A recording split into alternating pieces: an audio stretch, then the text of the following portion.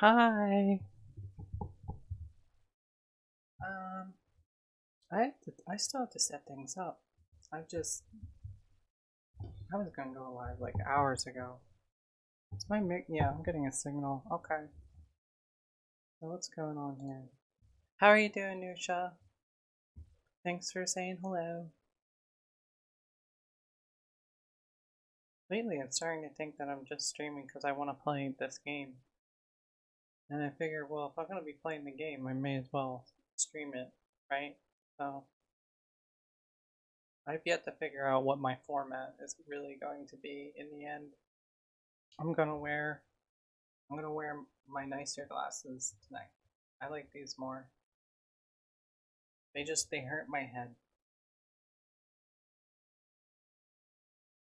I'm doing okay. I'm glad to hear you're doing well. I just had a pretty humdrum day. Went to the pharmacy to get my stuff, and then I went to Chick-fil-A to get a sandwich, and then I slept and I folded some clothes, and I just had a day where all I did was really just exist. So, okay. I need to set up some of my things here.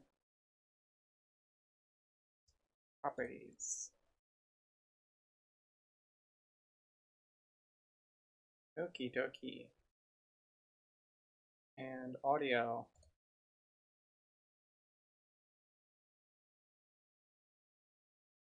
I think it's a good reason to stream. I mean, all right. Let me see JavaScript. Let me see if the audio is coming through. Then I should probably monitor it for a second.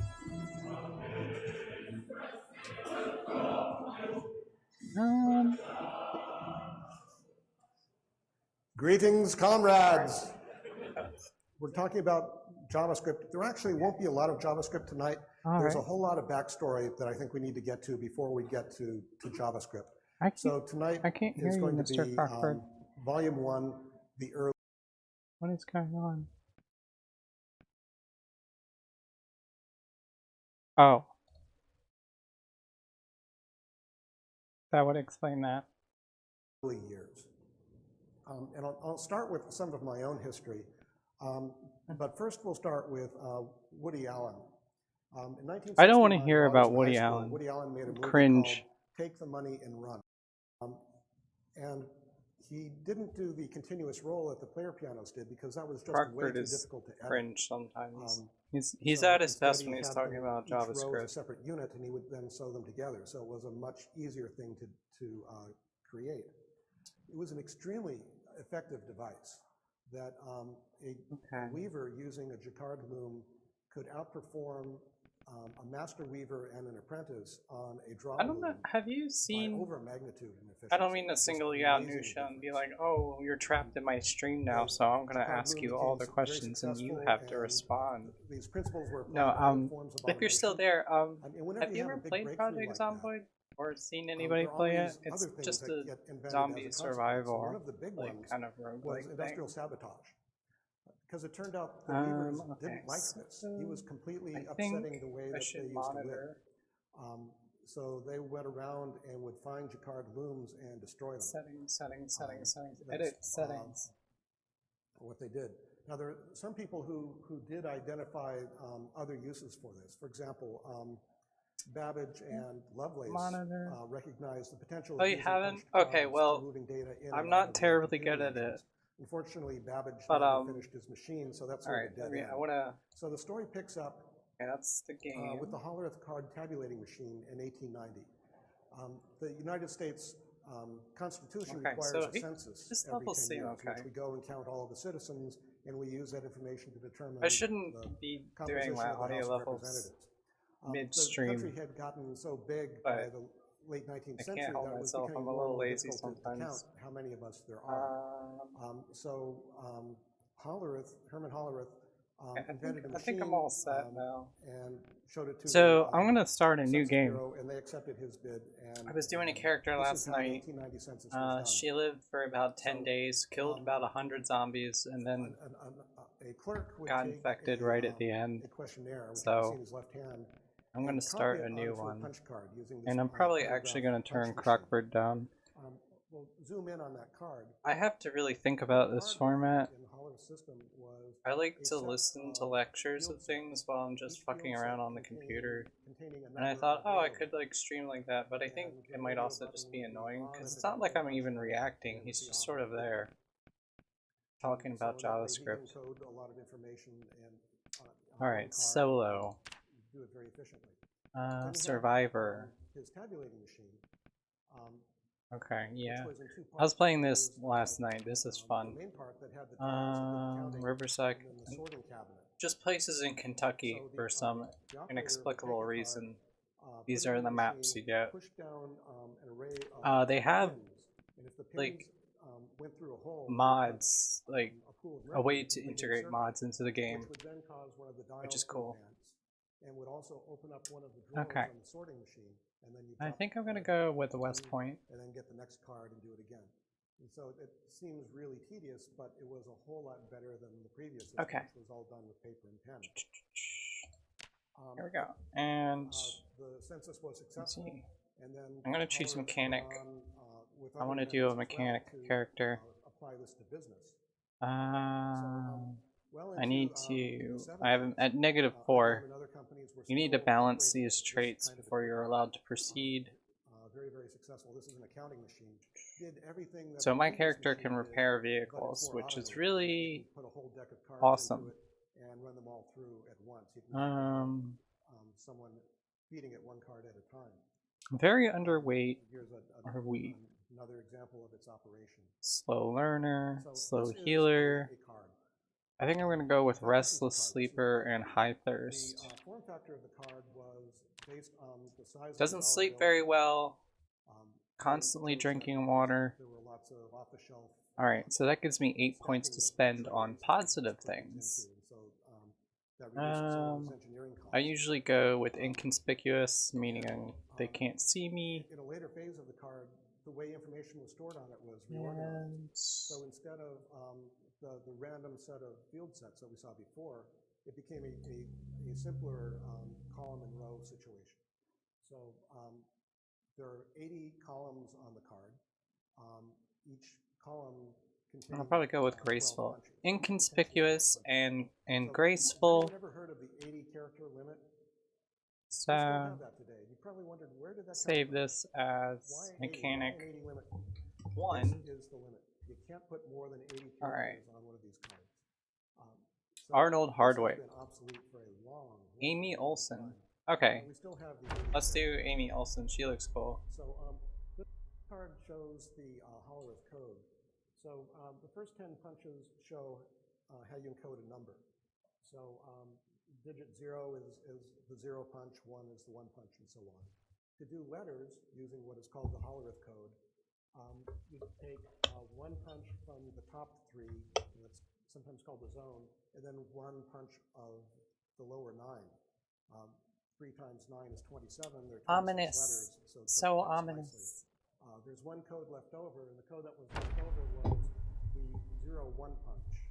And it was decided not to use that one because you had 2 punches that were next to each other. What are you even talking about, Mr. Crockbird? Machines could sometimes get a little brutal and tear away that little piece of paper and damage the code. Going on about something.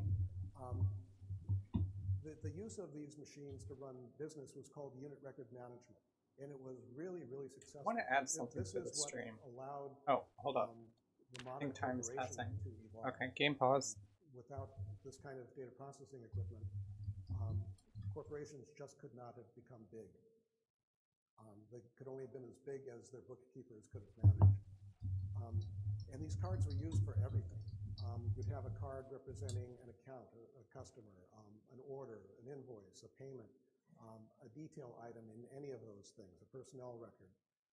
In some cases, they were sent directly to the people at home. For example, you would get a bill from a company, and they would send along a card, and you would send the card back with payment. What was the? An operator would I should have saved how much this. you paid onto the card and then put it back into the system. The problem with these is that they're really chat. and so you're giving this important data record to your customer, sending it through the mail and then getting it back. And so they very often came with instructions on them, such as do not fold, spindle, or mutilate, telling people not to mess these up, because if they did, they could make life extremely difficult for the operator. Okay, I'm gonna do this later. I had it yesterday. I'm not gonna do it right now. This is a more modern way of making cards. IBM used well in Oh my gosh, the 70s, I think. Birdway, thank you for the follow. You're so kind. Nusha. Oh my god, why are there 7 people in here? That's a lot of people. Okay, I'm gonna start fucking. I'm gonna stop fucking around. Is what I mean to say. No, Nusha. I don't have that set up yet. I'm so confused as to what things are like for affiliate and which things aren't. I guess I assumed that notifications were for affiliate. But if they're not, I'll definitely set them up. Probably tomorrow. Let me make sure I scrolled all the way up. So again, Birdway, thank you so much. You're a dear. Okay, so let's play this game. So I just started.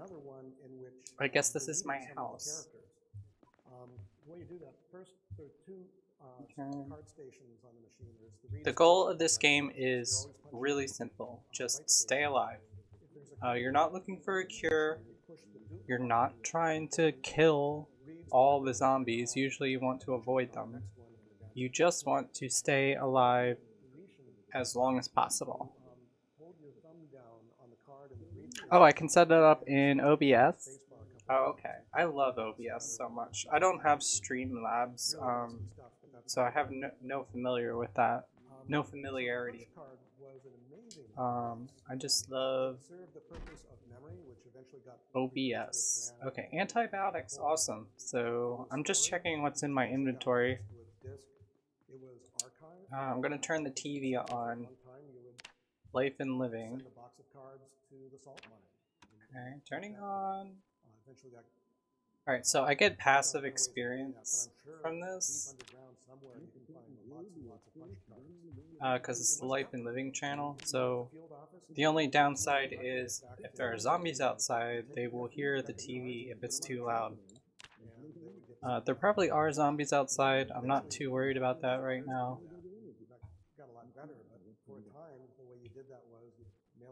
Okay, for OBS you use stream elements. Okay. Oh, just plug it. Okay. Yeah, I need to set that up. For now, I'm just relying on making sure I'm checking chat, seeing follows and things like that. Alright, so what do I have for food? See, my cooking skills...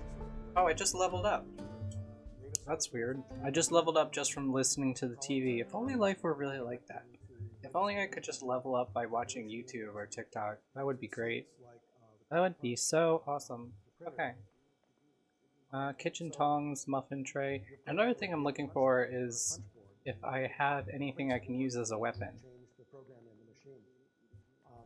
And the reason I'm crawling, again, is because of noise. There's like a dead person outside. That's cool. Earbuds. What do I have a bass instrument for? What do I need that for? More earbuds. It's just a lot of useless stuff in this house. This is not great. I'm gonna have to go elsewhere. Okay. These are books. I can read them for experience. I'm not gonna do that right now. I'll do that later. High-end camera. Junk. I don't think so. I would really love to have a DSLR. TV remote. I wonder if I can use that. Equip primary. Is there anything? I don't think there's anything I can do with that. Yeah, I'm just gonna put it back in the drawer. Whatever. Alright, so I can't find anything inside this house that's of use to me. Which is disappointing. So I'm gonna go outside. Already I hear zombies. Okay, that's not good. I didn't even have time to shut the door. So when you're not facing a certain direction, you can't see the zombies there.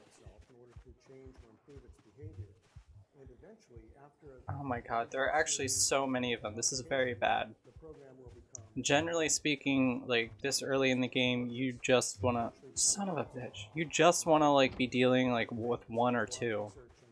This is horrible. I might not even come back to this house. Unfortunately, it didn't come about. Because the way our brains Once work, you get bit, your character is basically dead. Just depends on how long. So you want to avoid getting bit. What? So instead, we had to program. My character's heart rate is so bad right now. I'm just running around because I'm not used to there being this many zombies right off the bat. This genuinely sucks. They're not gonna leave me alone either. So the first software tool, the first program to make programming easier was the assembler. I can never get a good run in this game. I always get like fucked up, like early on. As soon as I stopped streaming yesterday, I got a great run. I was like in a perfect situation. I was like, of course. I can't run around forever like this. My character's gonna get really tired. Jesus Christ. I genuinely don't know what to do.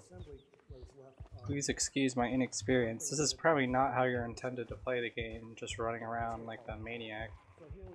I'm looking for a place to chill, you know, like just chill out, maybe find a weapon. We're going to load the accumulator with whatever word is at the interx variable. Okay. We'll then subtract from that the variable called. Then we'll skip the result of 0. God damn it. Okay.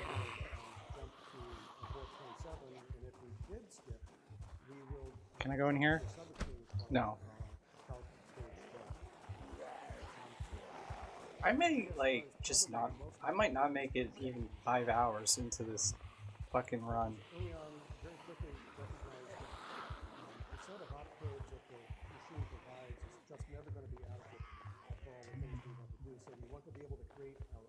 Oh, thank you so much, Nusha. You're such a sweetheart. Okay. A piece of code, and when that piece of code is finished, it would then jump back. And there were lots of different ways. My character is very underweight, I think, or something, which means she's like super weak. She can't like push the zombies over very easily.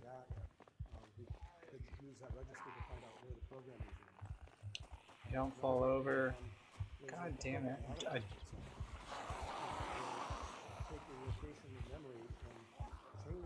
I'm trying to get inside somewhere now. Okay, alright. Moderate exertion, extreme panic, moist from sweat, thirsty, unpleasantly hot. This better not be a dead end. Okay. Christ.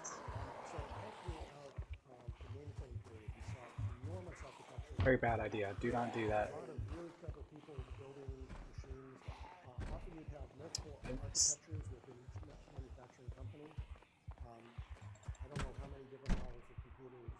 Lock the door. Maybe I can hide somewhere in here.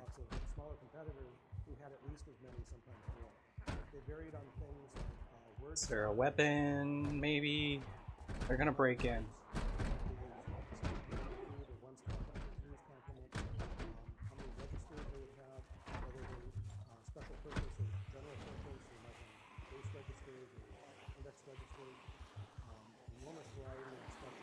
This sucks. This sucks. This sucks so much. What am I supposed to even do, yo? They're everywhere. Alright. So we're trying to figure out what the best way of putting them together was so we can get the most work out of it. So here's an example of a mainframe.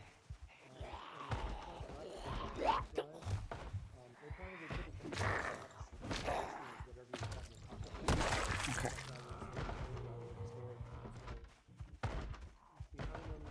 I'm not even in there. Why are you trying to break into that house? I'm not even inside the house. What the fuck?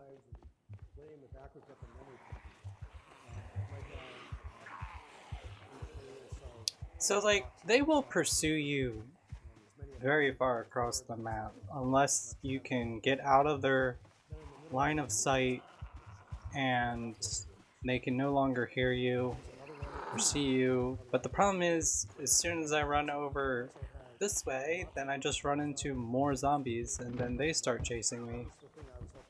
Maybe if I cut through the woods. Oh, son of a bitch. That was a really bad idea. Now my character is not running anymore because they're tired. Okay, they're sort of running. They'll start walking even slower. This is genuinely so awful.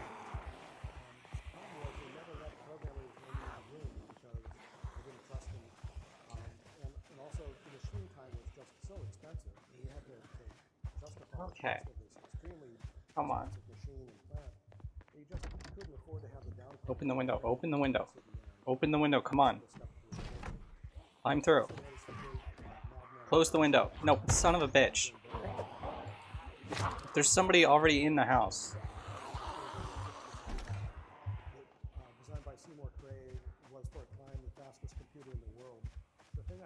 Is nowhere safe? Is there no safe haven for me? Open the window. Climb through. Close the window. Okay, duck. Duck. Jesus Christ. So it was too expensive to let programmers sit down at the console and do work. So the way most programmers work was I don't know if she saw me. You would take your job and you make it in the form of a deck of cards. The first card would be a job card, which identified Okay, is there fork? Can I equip that?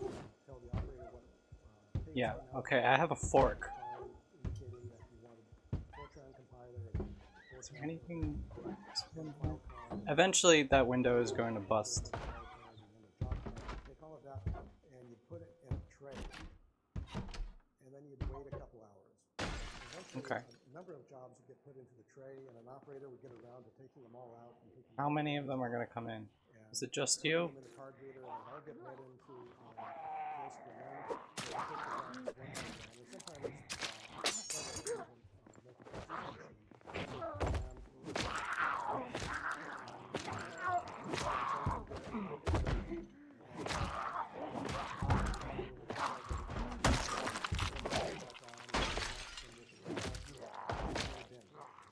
I don't even know where they broke in from. What the fuck is that?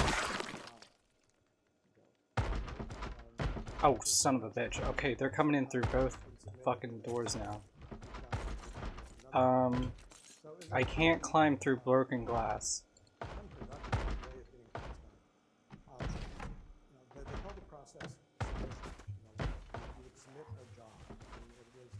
This is getting pretty hopeless. So there was an ideal way that the analysts thought that there is a mode to this game which is much more relaxed, called Builder Mode, where the zombies are not so numerous and not so aggressive, because there's an element to this game which is similar to like Minecraft, where you like well, I don't know. Maybe Minecraft's a bad example.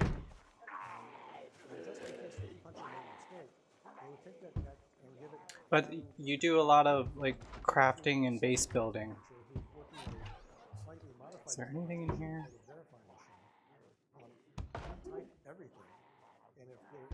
Maybe if I just hide in here, maybe they'll go away. I don't know. I may have to restart. My character needs to take a break. She's gonna sit on the ground. She's very thirsty. That's one of the main things. Feeling faint and dizzy.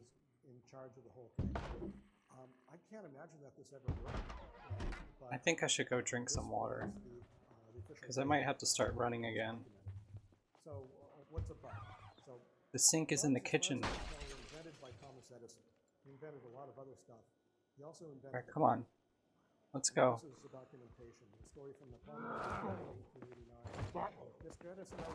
She's so weak, she can't even push this.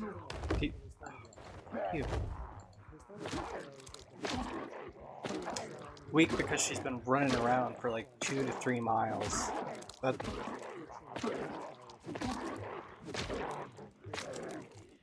Jesus Christ, come on.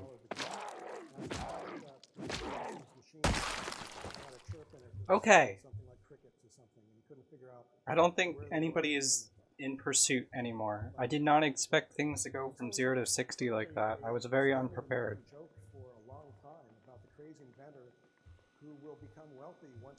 Alright, I need to drink. I need to drink something. Slight damage. I don't understand what that is. Probably just from hopping over some fences. Rolling pin. I can equip that. Alright. So now I have a rolling pin. It's much more effective than just stomping on them. I'm hungry, so I'm gonna eat this slice of cheese. And I'm also gonna eat these pickles. I've actually had similar snacks myself, you know, just some pickles and some cheese. So another mode was developed called time sharing, which would have lots of users who could use machines simultaneously. Each would get a fraction of the resources of the machine. You can close curtains if curtains exist. Each person gets the appearance that they've got use of a whole machine. No curtains. And that turns out to be much, much better. And the way that you accessed it was through a device that was a whole lot less interesting than the console. But so now I'm terrified to even go outside. Because that was such an awful... How do I get to the staircase? Like, I'm just going to be in the same situation again. If I go back outside, I'm going to run into a mob of zombies and have to book it. My character is not tired enough to sleep. So I can't do that right now. Dirty rag. Okay, so you can take...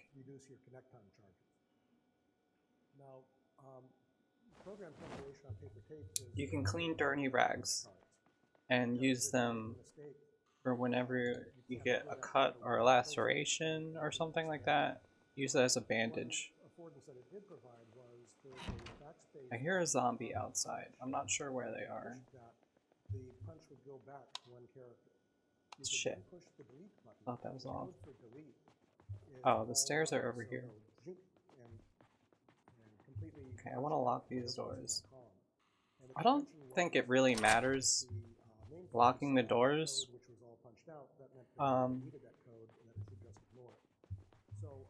This game has multiplayer functionality, so in that case, if you were on a server with other human players, locking the doors would make sense, because they can't open a locked door. But the zombies never use, oh, there might be a zombie inside the house.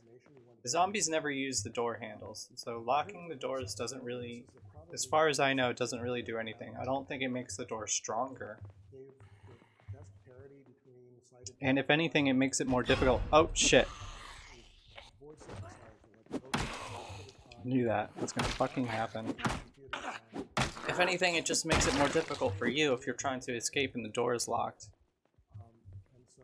You have to spend that extra... No, I didn't want to open it. Close the window. Closing the curtains helps. I don't think they can see up onto the second floor, but... Okay, a sewing kit, very useful.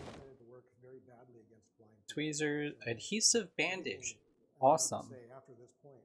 Actually, like genuinely very... Okay, so earlier... Oh, there's another adhesive bandage. Do I have two now? Oh, no, it's the same one. I don't need this fork. It's broken. So I'm at a sink, so I can clean the rag. So now I have a bandage and a clean rag. Oh, there's soap. I wonder if that helps at all. Normally you use disinfectant for wounds, but you know, soap has antibacterial properties. Okay. Why can't I wash my clothing?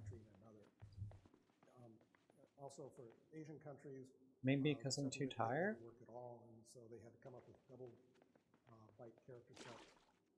which What's going on here? made things even more difficult. Finally, that was solved with Unicode. Unicode attempted to take all of the national character sets. Right now, I'm just and watching put it on the myself. character set. Really brilliant thing.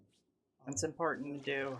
Later, Thompson gave us UTF-8. You can also wash your clothes. If you have blood and dirt and all that shit all over you, and then you get hit, you get scratched, or you cut yourself somehow, it's much more likely for the wound to get infected. So it's important to keep washing yourself. I don't understand why I can't wash my clothes. Genuinely don't get that. That's the first time it said no to me ever. I'm thirsty and I'm tired, so I can actually go to sleep now. But I want to see what's around the house. Is it because I have the rolling pin in my hand? If I unequip? Can I wash now? No, I still can't wash. It's so weird. What the actual fuck? Does my character not know do they not understand how to wash themselves?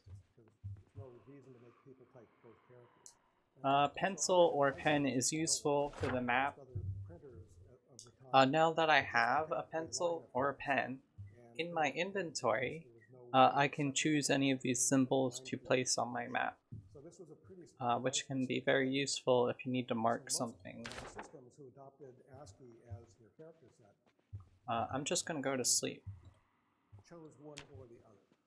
because my character is tired. The other thing about this game is that after 2 or 3 days, all the power in town, at least I think this applies to this game mode, all the power in town is going to shut off. Because, you know, it's a zombie apocalypse, so, you know, things like... No. As you can imagine, power and running water... Ooh.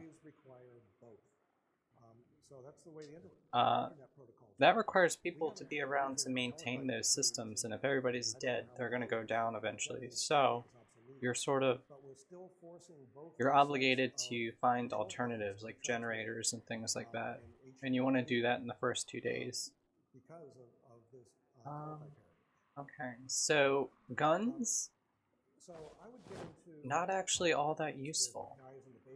The one time I decided to use a gun just for fun, the first thing is it's very loud. So, I guess unless you have like a silencer or something, see info. Okay. 0 rounds. So I shot a zombie like 4 times with this exact same gun right here. Is it? And it did nothing. It was still alive. One zombie couldn't be taken out. Maybe I just missed, or maybe there's like a stat that I didn't have that made it effective. I am so confused about this shit. Maybe it's all stat-based. I can't seem to load the gun. Does my character just not understand how to do that? I have a box of 45 auto rounds. Open it? Okay, I've opened the box. Okay, I had to open the box first. This game, it prides itself on its realism. Sometimes. So I had to do that extra step.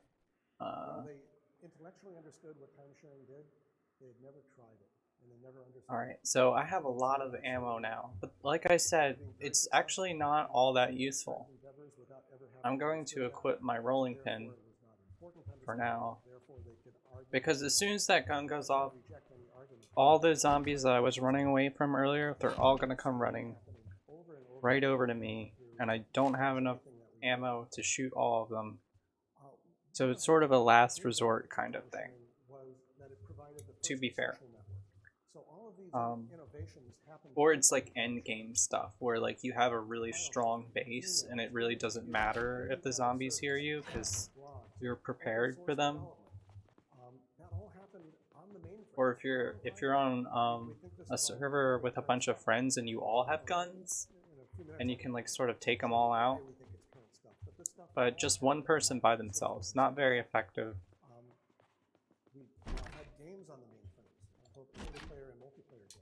It's fun though, I guess, in a sense. Lipstick. Don't know what I would need that for. Clone. Can I wash myself? Okay, for some reason I can wash myself here. I couldn't wash myself in the other bathroom. I'm not sure why. I'm gonna wash all the blood off my clothing. And I'm gonna take a sip of my coffee.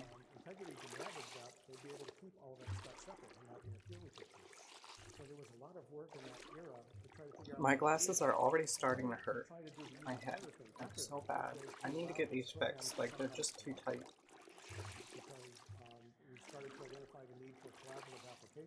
Genuinely hurts so much, and I hate that because I like these glasses so much. It's crazy. And I'm gonna wash myself.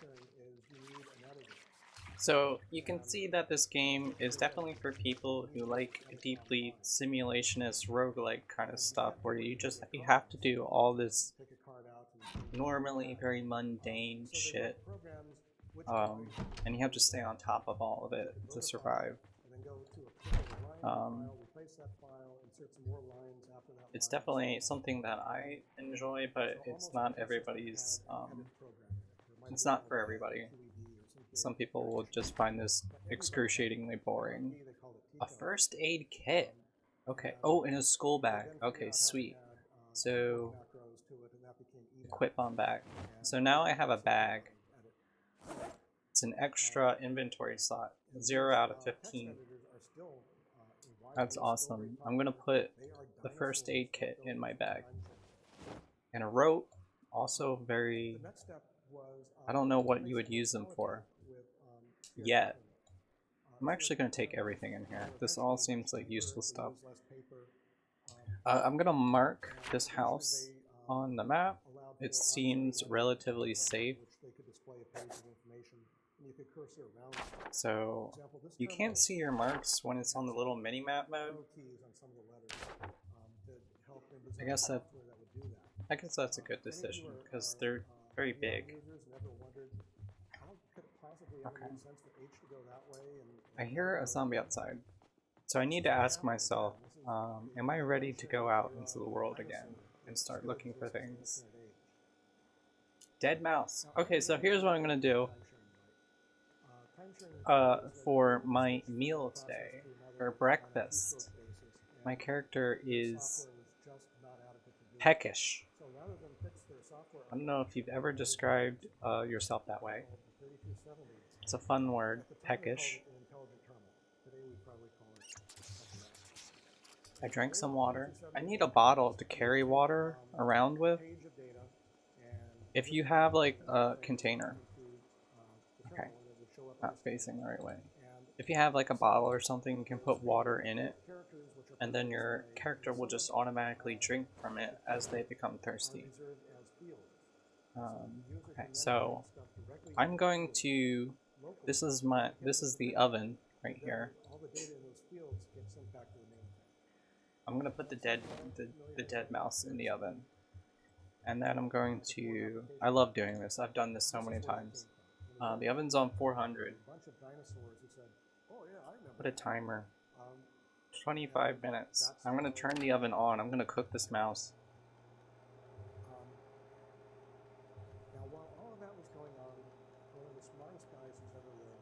Oh, your chat. Hi, chat. How's it going? How are you? Okay. I got the sniffles. Almost cooked, almost cooked. Open up my inventory. You sort of just have to grab it as soon as it's, because now it's going to start burning. Okay, freshly cooked. Freshly cooked mouse. Turn the oven off. very important. You don't want to just leave that running. I'm gonna eat. You can barely see the animation, but she's like head and all, you know. That's not how I would eat a mouse. I mean, I've never been in this situation before, but you know. Oh. Oh, okay. Yeah. Oh my. Oh wait. Vacant 0. Oh. You really must forgive me. I don't have notifications on yet. I'm very new to this. Thank you so much for the follow. That is so sweet. Okay. So. Okay. I'm gonna. It's nighttime. What time? Oh, I don't have a watch. You're supposed to pick up like a watch from, usually from a zombie that has one. So I don't even know what time it is, but it's dark out, so I'm assuming it's nighttime. My character is bored and sad. Relatable, right? Okay, is there any zombies behind me? I think I can take these on. It's so dark, I can't see what's happening.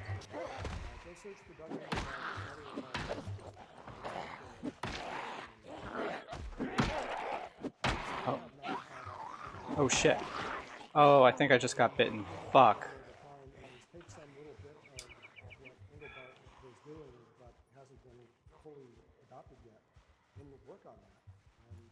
I may start over. I have to. How bad is it? Bitten. Like literally, it just says I've been bitten. That's awesome. That's so cool. So this character is fucked. Oh my god. Oh, I'm so glad, Birdwife. Yes. I'm not sure how many people. Oh, I'm bleeding all over the place. I. Some of the videos are still on stream. When I first started playing this game, I had no idea what to do, and I just ended up dying a lot. I mean, I'm still sort of, as you can tell, that's sort of where I am. But I asked some people for a little YouTube tutorial series that sort of walked me through the basics. Jesus Christ, what am I supposed to do?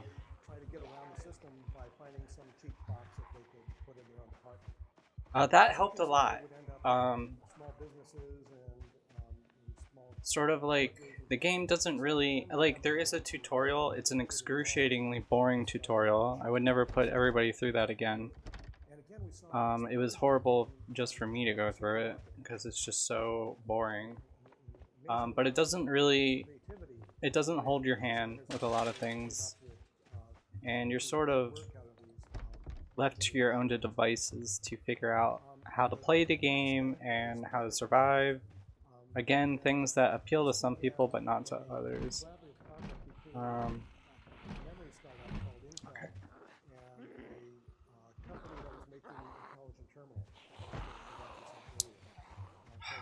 This is such a crappy situation. I think maybe it's the map. Like maybe this is just a more difficult map.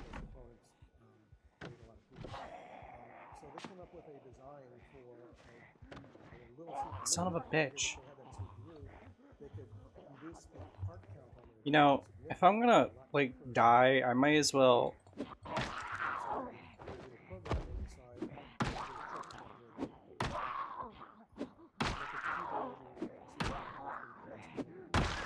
Oh, son of a bitch. Okay.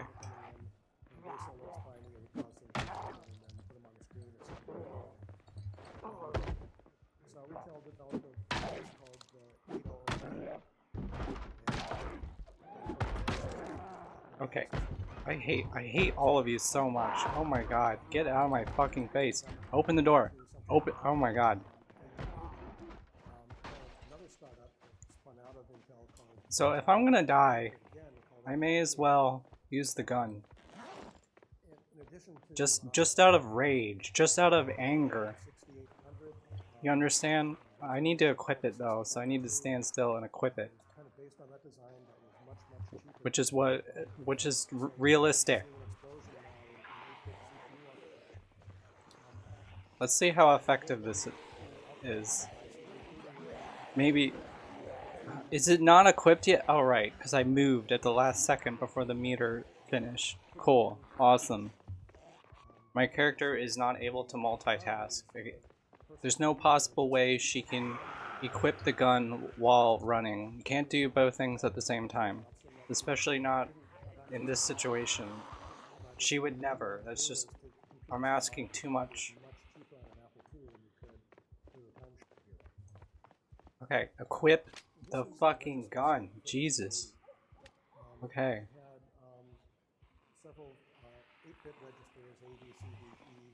Is there anybody behind me? Yes. See? It's either I'm missing or like, I don't know what the deal is, but it has like almost no effect on them. And now all of them can hear me. Like they're all angry and pissed off now and they're like, and my character is like genuinely so fucked right now. Yeah, Birdwave, I didn't want to study it. Like, I genuinely didn't. I wanted to blind play it. Like, because, like, why would you want to? Like, a game you've never played before, watch a tutorial? That doesn't make much sense, right? I don't want to do research on how to play a game, but this game just called for it. Or at least it would be. Or it would have if I was a little more competent at playing it. It's so difficult for me.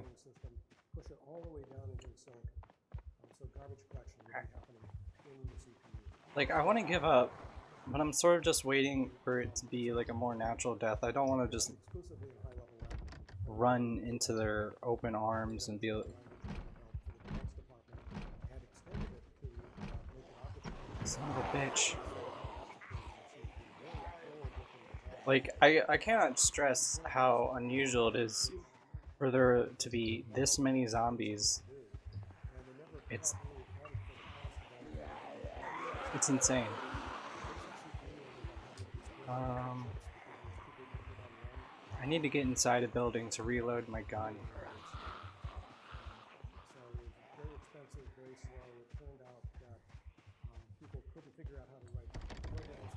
Door is locked.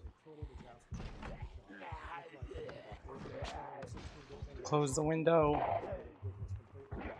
Alright, don't close. Okay, so because the gun is still equipped, this may be it. Climb through the broken... Climb... Nope.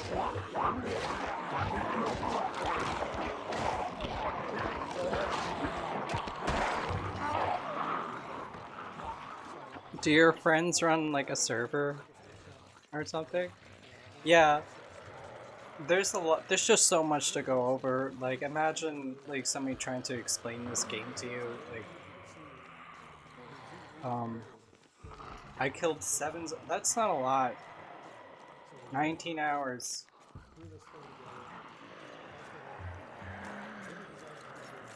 My character is now a zombie now too. Look, there she goes. She's one of them. She's finally found her family. She's so happy now. Okay. So I don't know if I'm gonna try this town or... Let's start over from the menu. Okay. Because I don't want to listen to them just growling.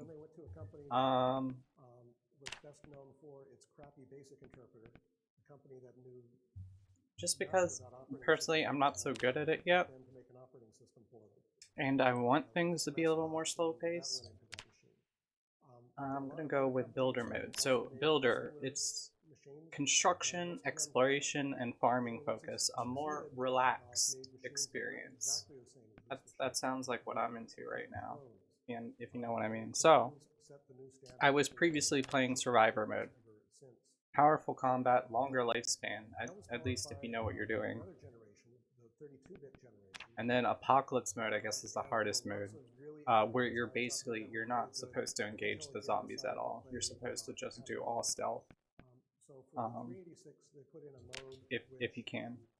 We're gonna do Builder. Oh, they just randomly dragged you into, yeah, they're just like, come play our cool game. No real preface as to what to do, and you know, so many mechanics, but you know, just click on things. You'll have fun, trust me. So I didn't really see that many cars on that. What map did I pick? I picked this one. Okay. I picked West Point. That was the one we were just at. Hopefully it's just a really difficult map. Yeah, right, Nish, just figure it out. You'll be okay. Just figure it out. Burglar can hotwire vehicles, which is a very useful skill because if you find a vehicle, if it has gas in it and all the parts are working correctly, you still need the key. And many times I found a perfectly working vehicle and could not find the key. Even when I searched the whole area and the house and everything, I just couldn't find the key. The burglar, I think I'll try that. They can less chance of breaking the lock of a window. Yeah, burglar seems like a pretty OP build base. Negative points, so I have to balance that out with something.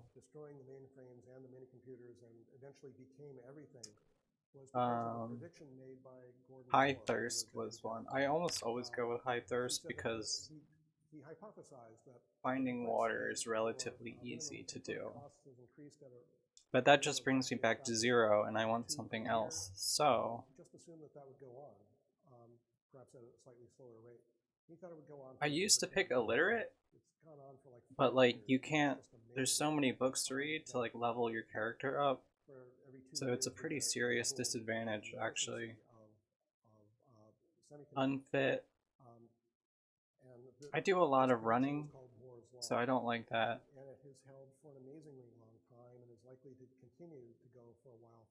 Low strength.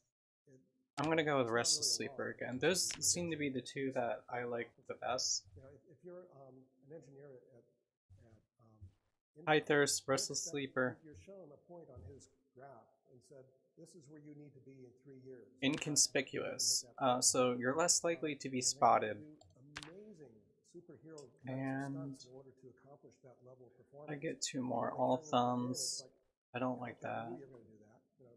Nothing special. It seems to me pretty thankless to be doing that kind of engineering at Intel. So it can't hold forever. Everybody knows that eventually Moore's law is going to fail. But it's still holding. And cowardly. I don't know.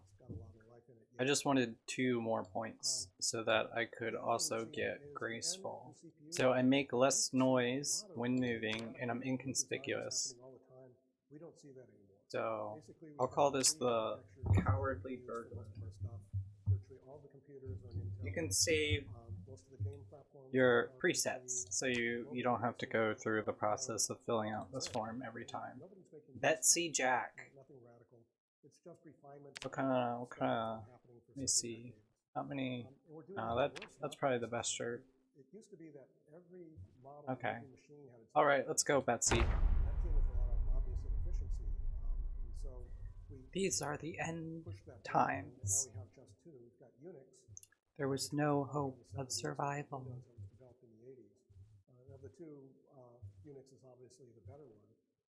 This is how you died.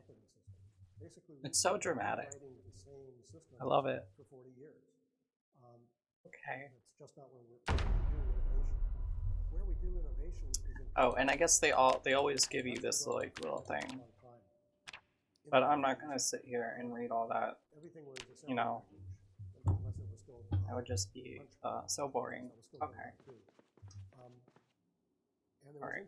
So hopefully we're gonna have a much more relaxed experience this time, where I'm not just running around like crazy. Easier by having the computer do most of the work for us.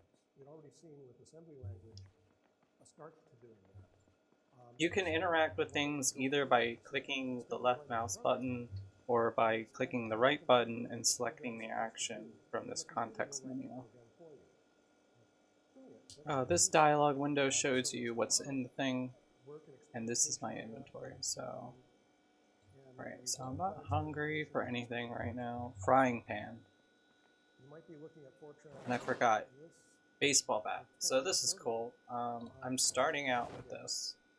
For some reason, my last character did not start with this. This weapon is very OP. Very powerful weapon. I want to equip in both hands. Okay, there we go. So instead of dealing with memory cells and opcodes, we're now dealing with... Oh my god, son of a bitch. I hit the Q key by accident. I need to remap that key, that is so annoying. That makes the character like shout. Like, hello, hi, I'm over here. To attract attention. Because sometimes that can be advantageous, but I just did it for no reason. Alright.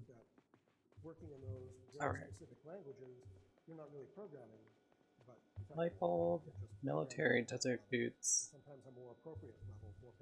Maybe I'll wear them. It sounds useful to wear military boots in this situation instead of strap shoes. Am I wearing them? Did I wear them? Did I just... Yeah, okay, they're equipped. Nothing in here. Close the curtains. Ideally, like a two-story... Oh no, this is a one-story house. Ideally, I like to make base where I spawn, but there's a disadvantage to that. After your character dies, it doesn't just like completely game over the world.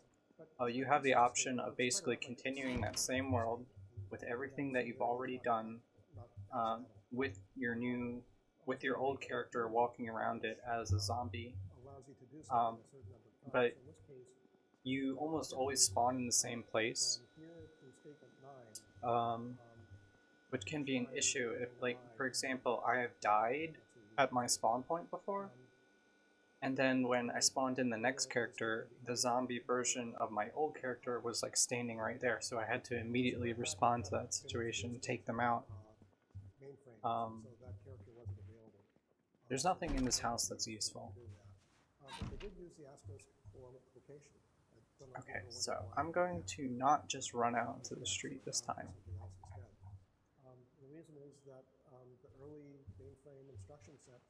Builder mode, builder mode. It's supposed to be peaceful. Look, see, there's not zombies everywhere. Much more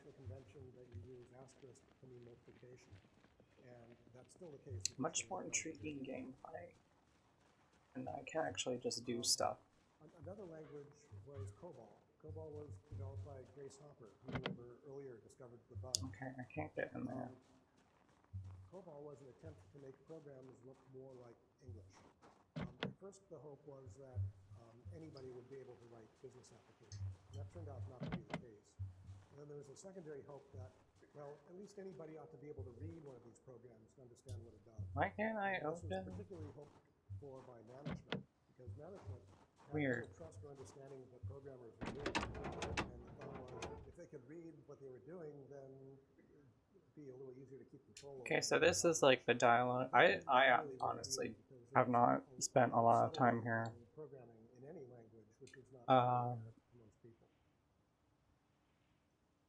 But this tells you everything you need to know about the vehicle. So this vehicle doesn't seem to be in too bad of a shape. It seems like all the parts are still working. Gas tank. Out of gas. But it seems like everything is more or less still functional. So if I found the key and I found some gas, I might be able to use that car. There's like a gunshot in there. Okay, so this place has a second floor, which I like. This is like the shittiest burglar in the world. Like, this is supposed to be a burglar character, and she can't open windows, she can't open the car. Okay, here we go. Where at line 20, the program will print what's your name, and then read from the terminal whatever you type followed by character terms. What's in here? I'm basically in here to look for the key. Food, lots of food, that's always good. Oh, I can carry a mug with me. If I have a mug in my inventory, I can fill it. I also have a water bottle in my inventory, so now I filled both the mug and the water bottle. So again, as I'm walking around, if my character gets thirsty, they'll just drink out of the mug. Very important since my character gets thirsty easily.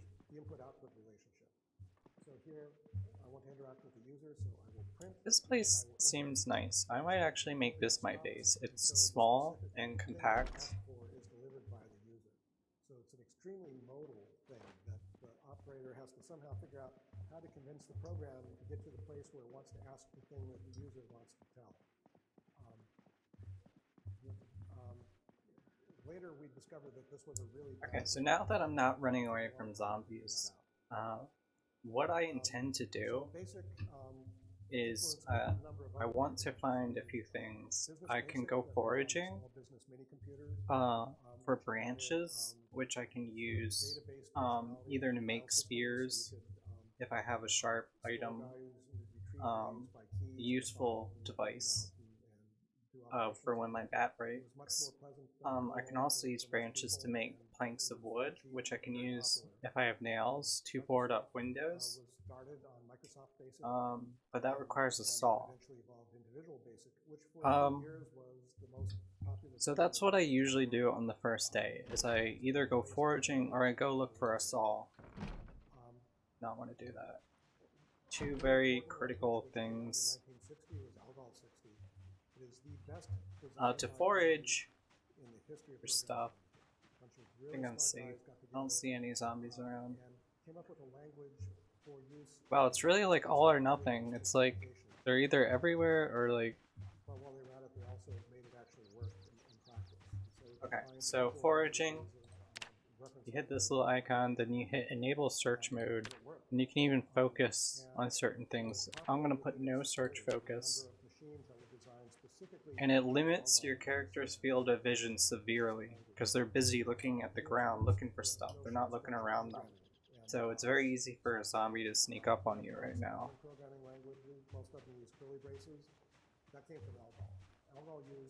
If I do find something, I don't think I am, an eye will appear above the item.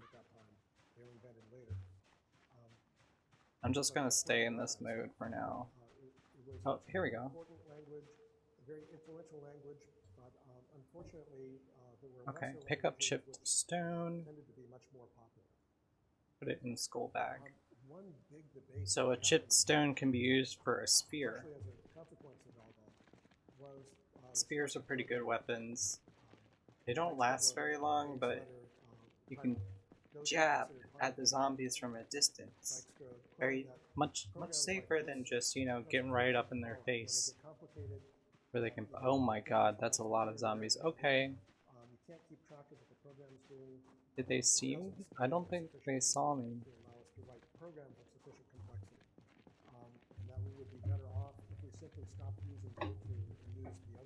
See, ideally, I like to, you know, lure them out one by one and, like, take them out. When they all gang up on you like that, it's very easy to get scratched or bitten really quickly.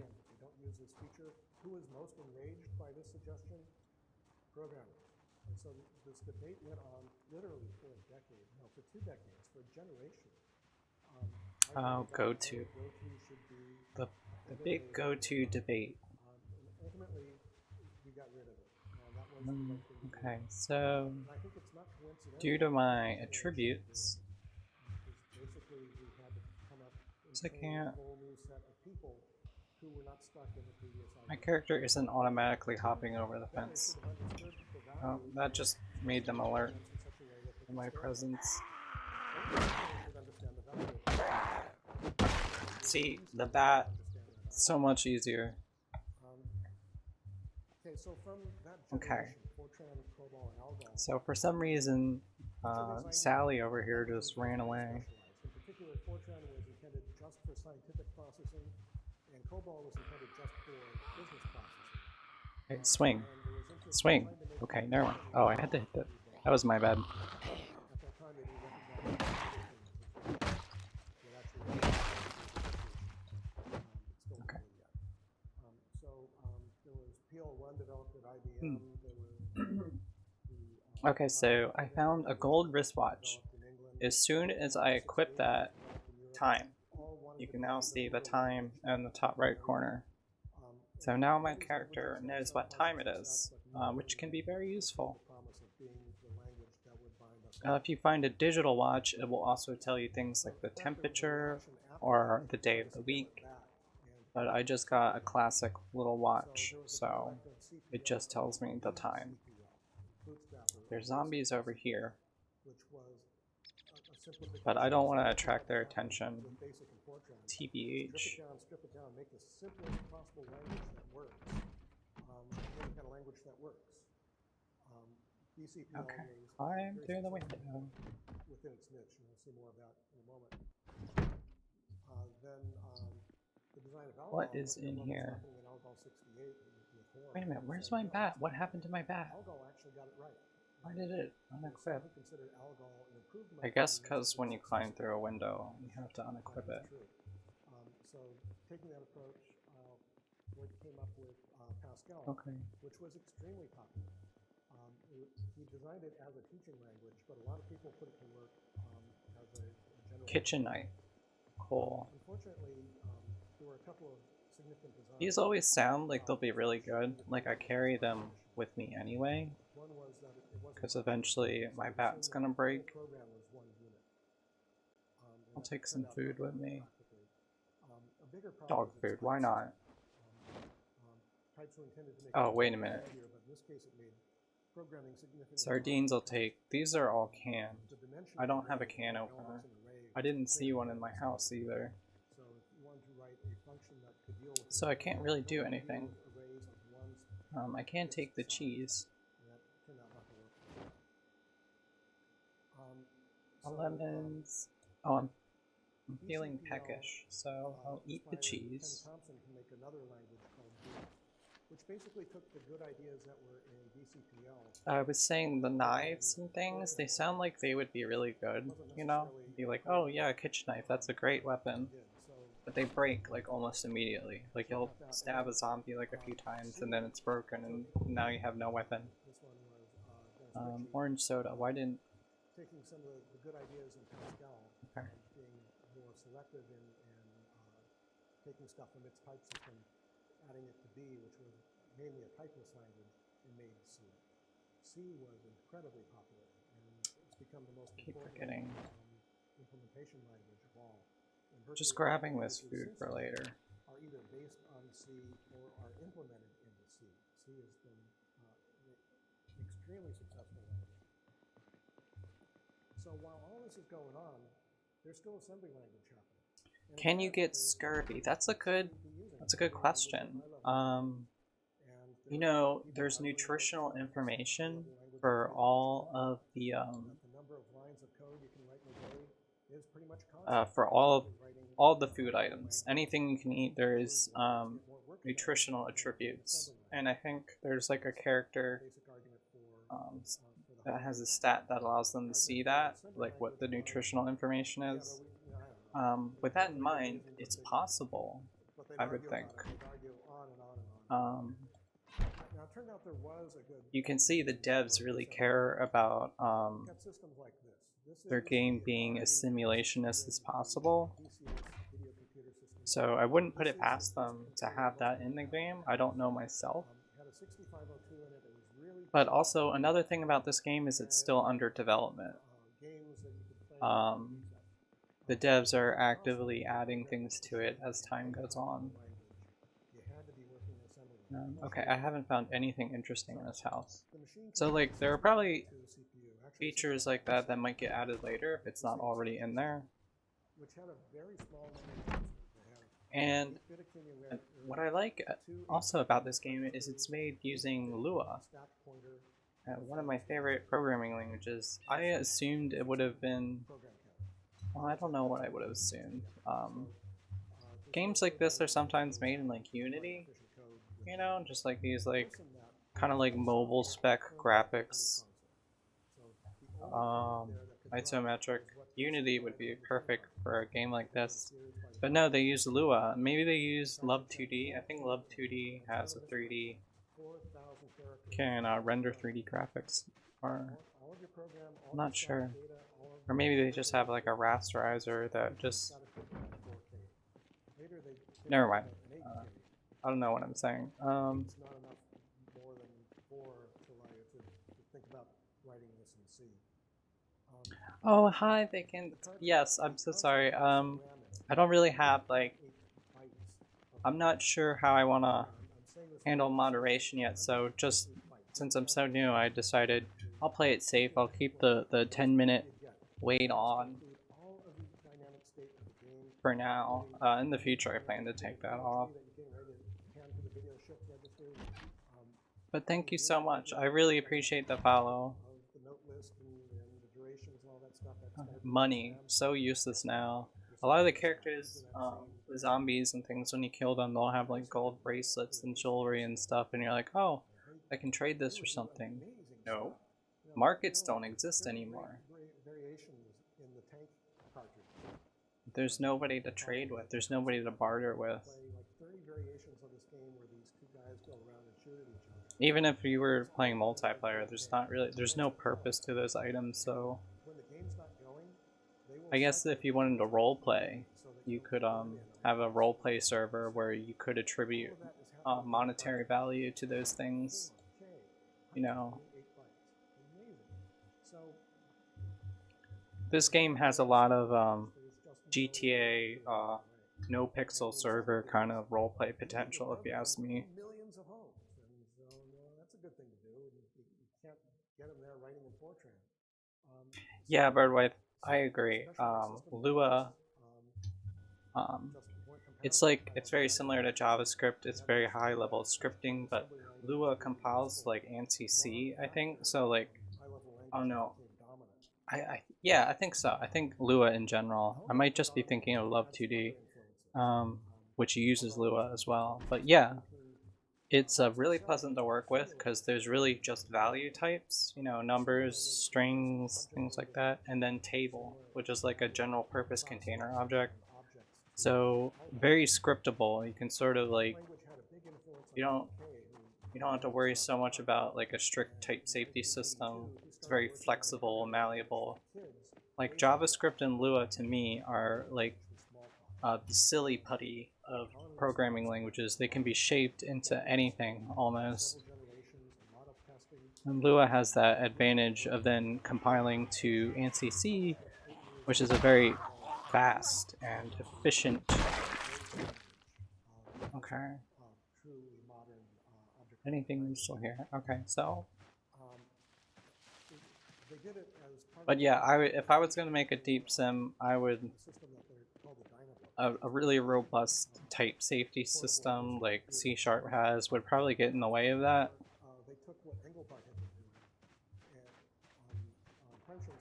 I don't know, people have competing philosophies over this. I like things like JavaScript and Lua. I like eschewing type safety for flexibility.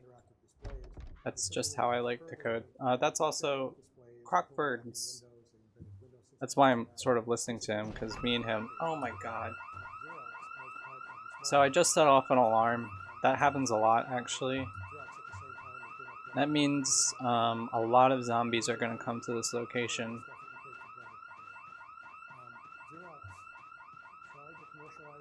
So I don't want to be around here anymore right now. I'm going to go somewhere else.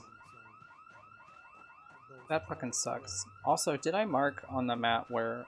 Smalltalk itself looks a little alien. So here we've got a statement I want to look at the bigger map, but I'm afraid that I'll get snuck up on by a zombie.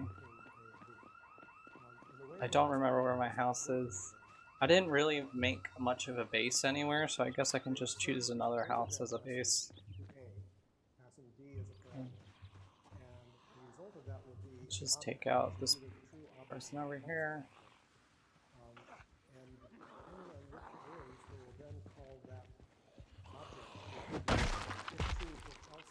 Wow, one hit. Nice. Nothing useful. Oh, son of a bitch. Okay. Is it just two? Okay. I think I can handle this.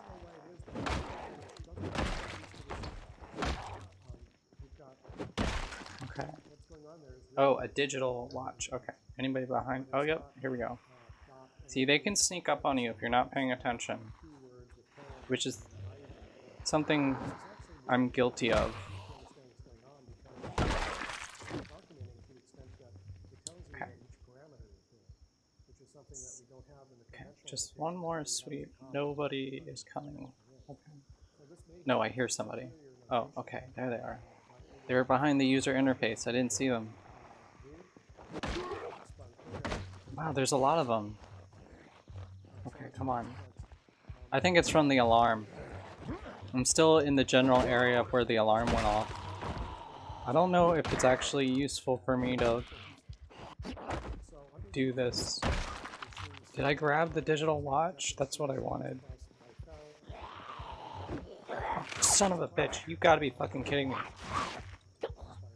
I'm so sorry, chat. Like, genuinely so sorry.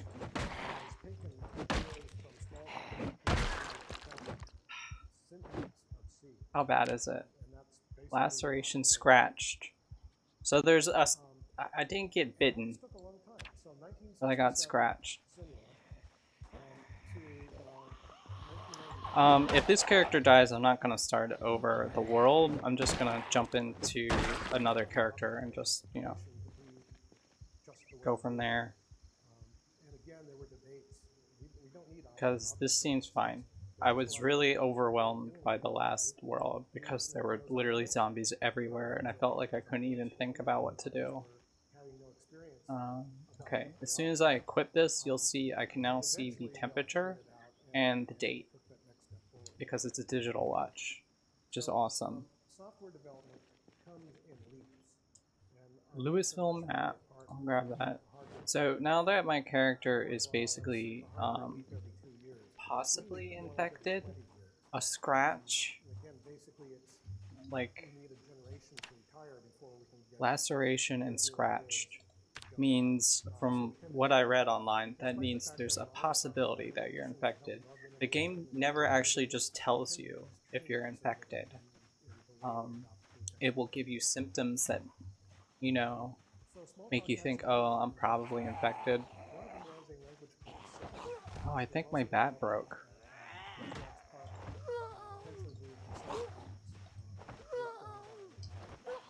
Jesus Christ. Or no, did I just unequip it? Where the fuck is my bat? I just unequipped it. I don't know why that keeps happening. So, there are certain symptoms you can be on the lookout for that tell you that you've been infected.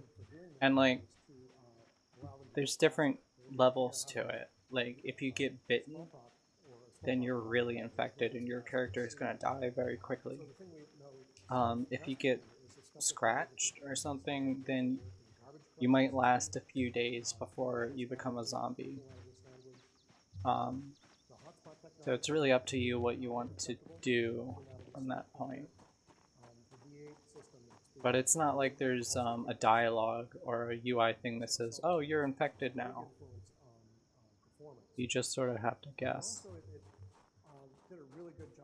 Oh, yeah. You're right, Red Wife. I think I did hit equip primary, which is stupid. Because you're not supposed to do that, you just wear it. Oh, also I'm bleeding. You can see the blood trail. Okay. Let's go, big guy.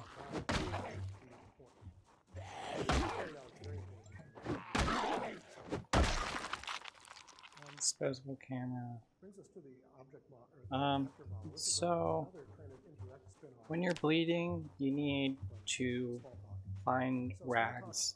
Would talk about you send a message to an object. Carl Hewitt at MIT listened to the way they were describing it and going, well, that's not what you're doing. I'm gonna wash myself. You're not sending a message. But what if you were sending a message? What if each of these objects was an independent process? Let's call it an actor. And the only way that they communicate. It's the only thing I can think to do right now. It shows you where you got the wound. Basically both my forearms. Is there anything in here? No. It turns out you have a model with really interesting properties. Let's take that. Because you can take all these things and put them on one CPU or put them on a million CPUs and they work exactly the same. It also had really interesting security. I have to fill it a second time because my character was thirsty. I'm hungry. So nothing could interfere with it, so they all protect their boundaries.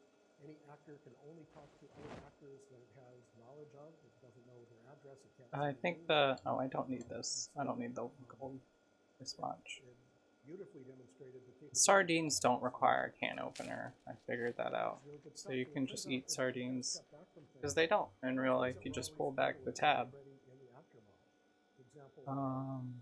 Still hungry. So I'll eat the chips that I have too. That event looks very much like the message queue that an actor would have. So an application is okay. Looking at the web, So web service is an I'll take some food with me. And it may send you a message. So the actor model is more familiar than you may realize. But it was still pretty new. Is there anything else in here that might help me? Can I get into that room? A couple of programmers at I guess the door is all busted. Maybe if I climb through the window. I'm not sure that's worth it.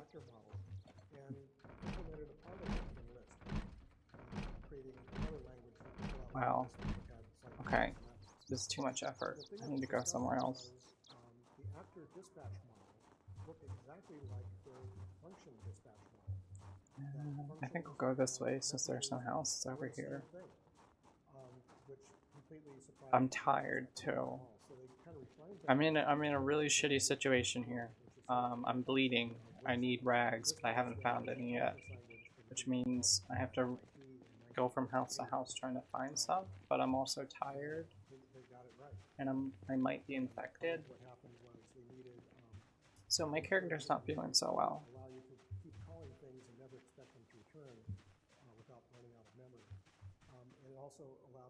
If you sustain a really serious injury, and you don't have any like painkillers or any way of dressing the wound, anything like that, your character's not going to be able to fall asleep because they'll be in extreme pain, which is another severe disadvantage.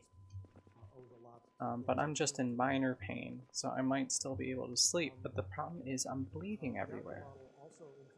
So I want to find something that can help me fix that. That's why I was so excited on the last playthrough when I found all the bandages and things. And E is the language that demonstrates the object capability model, which turns out I'm losing health. I'm like losing health very quickly because I'm bleeding. I'm bleeding out. I have no choice. I have to go to the next house. I wanna sleep, but like then I'm just gonna wake up with like almost no health. And like I'm just risking running into more zombies too. Let's take a little detour now. I heard one. Brilliant work with the small talk and the Dynabook, and when it's able to commercialize it, Steve Jobs got a demo of it and immediately understood the potential of this stuff. So he took it back to Apple, and eventually Apple produced a device called the Macintosh. This is such shit. This is so ass. Come on.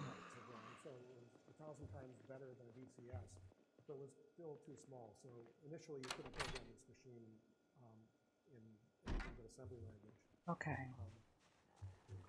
We're just gonna ignore the zombie that's probably over there. And a lot of the stuff that had been demonstrated at Xerox.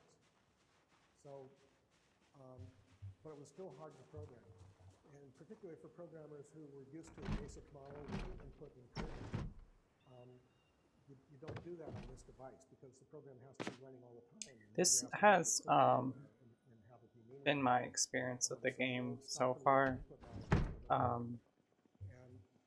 I have plans to do one thing, like I was all excited to go find a saw, and then you mess something up, and then you spend most of your time trying to fix your mistakes, which for me right now is getting bit or scratched, not bit, and bleeding. And they added a little scripting language to it, and then suddenly the stuff that had been so different about Mac programming suddenly became easy enough that non-programming. The game really discourages you from approaching this game like a kind of just slasher, beat 'em up, shoot 'em up. Like you're supposed to just use your brain, you know.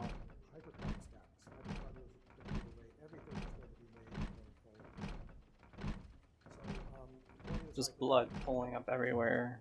And I'm sure exerting yourself makes the bleeding worse. And she is exerting herself a lot, trying to open all these windows. Which can contain any number of backgrounds and cards. There's a background which contains the lock broke. And maybe some buttons and fields and like shared by every card that has that background. I get a little annoyed at some things. Like finding, for me, in my opinion, finding bandages should not be that difficult. Pretty much every house should has like at least like a little canister of band-aids or something somewhere. I think my character is just so weak. Okay, so am I still bleeding? Yeah, I'm still bleeding. But my health isn't lowering. My wounds are infected. That's not good.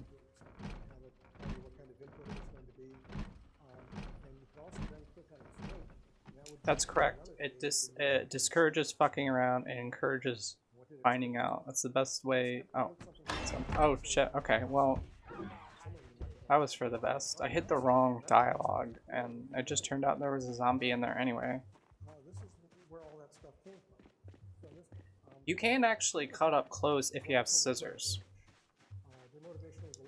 which I don't have. Like, again, that's my experience with that game so far. Is like, it's so deeply simulationist that it both excites and frustrates you at the same time. Where it's like, because this is what I've always wanted out of like games like this. Like, I want it to be as simulation as possible. I want to have all these different things impact every decision and action, and then that the devs basically say, okay, here. And now I'm just like, oh, I can't find bandages. I don't have any scissors. I don't. Oh, why do I keep doing that? I'm so sorry. I don't have a can opener. I can't eat this food. But the plus side of that is, because everything's a trade-off, that if you put and you'll find like in some runs you'll spend most of your time like this, just running around, trying to find the one item that you need. And then other runs you will find it's almost overabundant, where you just keep finding lots of useful things.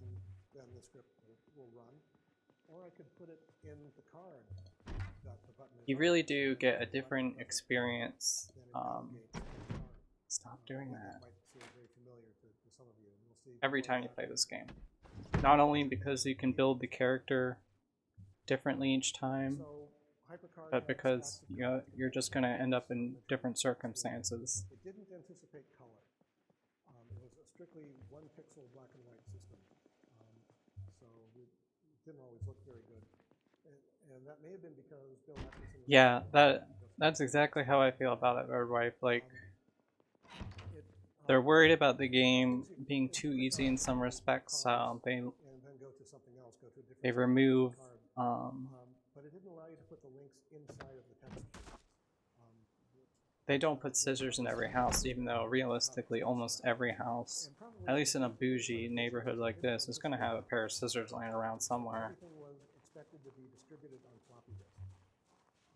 Oh yeah, hey, if you want to learn about what you can, oh my god, that's a lot of zombies. God. An evil person, they own your machine now. Okay, so Protect you from that kind of stuff. at this point, I am so tired. Almost overnight, I don't think I'm losing health anymore. I think I'm just gonna go to sleep. I don't think I did the smart thing and opened. So winding back a little bit more, going back to Engelbart's system. Engelbart's system at SRI. Is that door open? Was not just a demo; it actually worked. It was a real system. Oh, it is. Okay, so I didn't need to do that. Cool. Whoops. I'm just going to... I'm going to go to sleep. My character is just tired. But Engelbart was a big influence on... If you don't need a bed to sleep, but if you just... Come on. Did I not sleep? What happened? Okay, hold on. Maybe I'm in too much pain. Oh my god, I am infected. It says something doesn't feel right.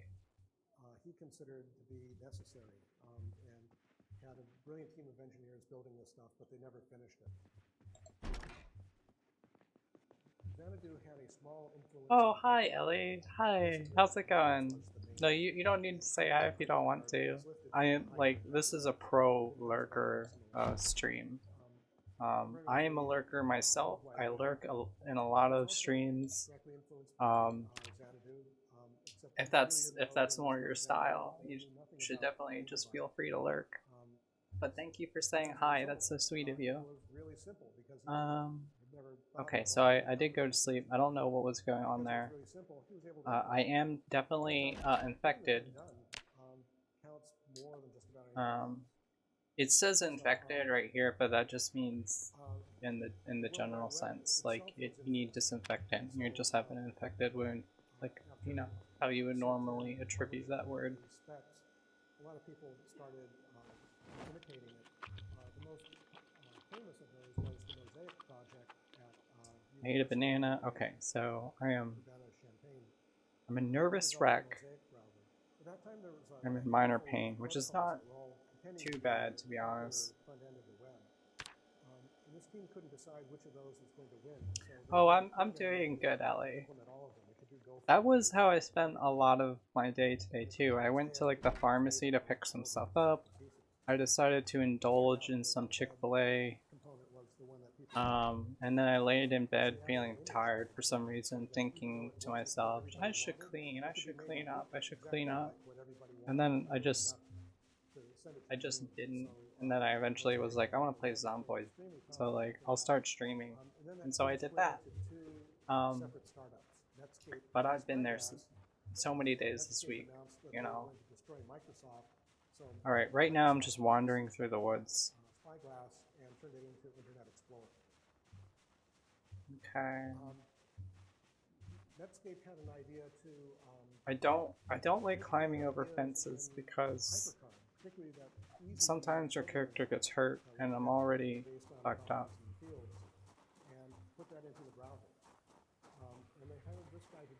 I hear zombies. Oh, I'm chilly. I've never seen that attribute before. I need to find warmer clothing. Why do I hear zombies? But you can't do scheme. That's just too weird looking. People won't like that. Make it look more like Java. So he designed a language that looked more like Java. They're probably inside the house. He took these components. He took the syntax of Java. I don't see them though. I hear them, I don't see them. And he took the prototypal objects from self. They might be over here somewhere, hanging out. Really fast. He completed the whole thing in a couple of weeks. It's a shame that he was. Yeah, the guy who, Brendan Ike, I think is his name. The guy who created the very first iteration of JavaScript, made the entire language in like 2 weeks. I've always thought that was like crazy to me.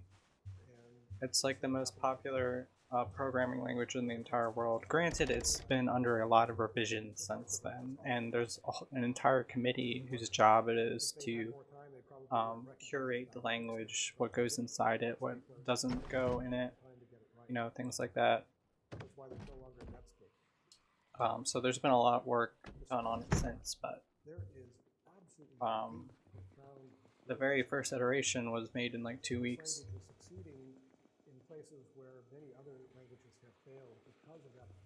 Chick-fil-A, been staring at the ceiling, occasionally getting my meds and forget. That's so me too, you know, like I gotta remember to take my Spyro later. Okay, it isn't. Oh my god, it is not just inside the house. There's like 50 of them. What the fuck? My god, that is so fucked up. Why are there 50 zombies in there? You were so right, Birdwife. You called it 100%. I thought they were just possibly in the woods. I've never seen that many. Usually there's like 1 or 2 inside the house, but never like that many. That's crazy.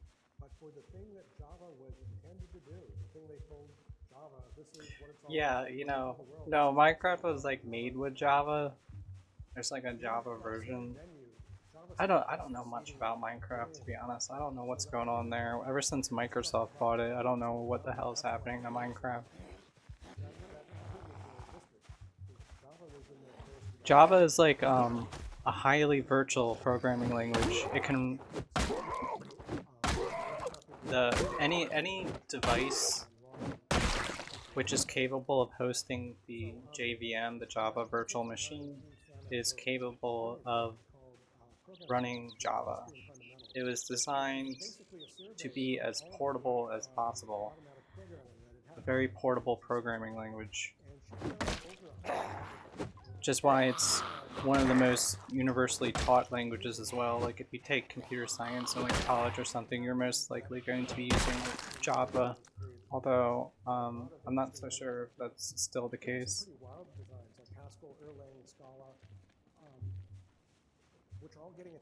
Oh, okay, that's what I thought, Birdwife. Like is the port called Bedrock or something? No scissors, but 50 zombies. So real. That's exactly what this game is. And I'm not sticking around here. I was interested in what was over there, but Jesus Christ. Like off stream, I'm still gonna have to do more research. I feel like because I feel like all my runs have been more or less like this. I had a really cool character. Her name was Desiree Littlefield. She lasted 10 whole days and she killed 101 zombies. And you're thinking, oh, that sounds like a badass character. Like she's probably got like tattoos and like a scar across her face and stuff. No, she looked very bookish. She looked like a little librarian, you know. But she lasted the longest, 10 whole days, which was my son of a bitch. My record was 10 days. It's still my record, and I haven't been able to beat that.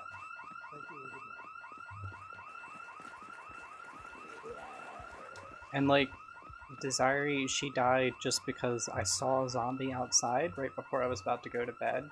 And I was like, I'm just gonna go outside and just take him out real quickly, so he's not lurking around my house. And I was very tired, so I was very weak. But as soon as I opened the door, it turned out that one zombie was actually We'll now move 5 on to of the main them. event, chapter 2, and then there was JavaScript. Audio levels. Now, if you were Sorry. here last time, you remember I went through the history of cards like. Let's just skip it. I don't want to go through a whole intro to a lecture. Not much Okay. to the general programming community, but they're very well known to program language designers. It's YouTube, so the audio levels are so crazy different between everyone.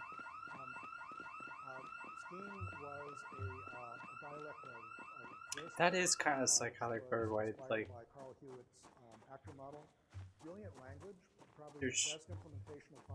That reminds me, that happens a lot in programming.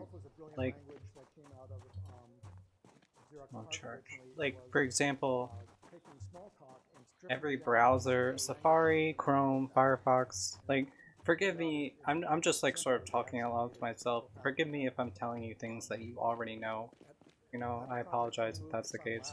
But like that reminds me of the browser because like, you know, Safari and Firefox and Chrome will all handle there's ways to there's like a normalized.css which helps take care of some of these issues, but then like these browsers all handle rendering web pages slightly differently. And you know, Apple sort of pioneered that mindset in programming where we're going to do things independently of everybody else, and there's not going to be any standard or uniform approach because that makes us less competitive in the market if we do the same thing everybody else is doing. So we're going to do things a little differently. And like in programming, you want things to be standard and universal. Alright, I'm back in the mode that I was in before where I'm sort of running around trying to avoid the zombies. And the biggest point of contention in that arrangement was what to do with LiveScript. Sun's position was, well, we'll put Java into the Netscape browser, we'll kill LiveScript, and that'll be that. And Netscape said no, that they really believed in the hypercard-like functionality. They wanted a simpler programming model in order to capture a much larger group of programmers. And so there was an impasse, and the relationship almost broke up. And I think Mark Andreessen, I haven't been able to document this, but people have told me Mark Andreessen, maybe as a joke, suggested, let's change the name to JavaScript.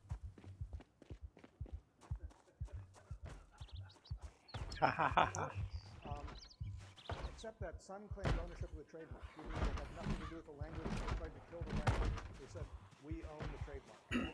But we'll give you a license to use the trademark. And Netscape said, great. An exclusive license, only we can call it JavaScript, that's fine.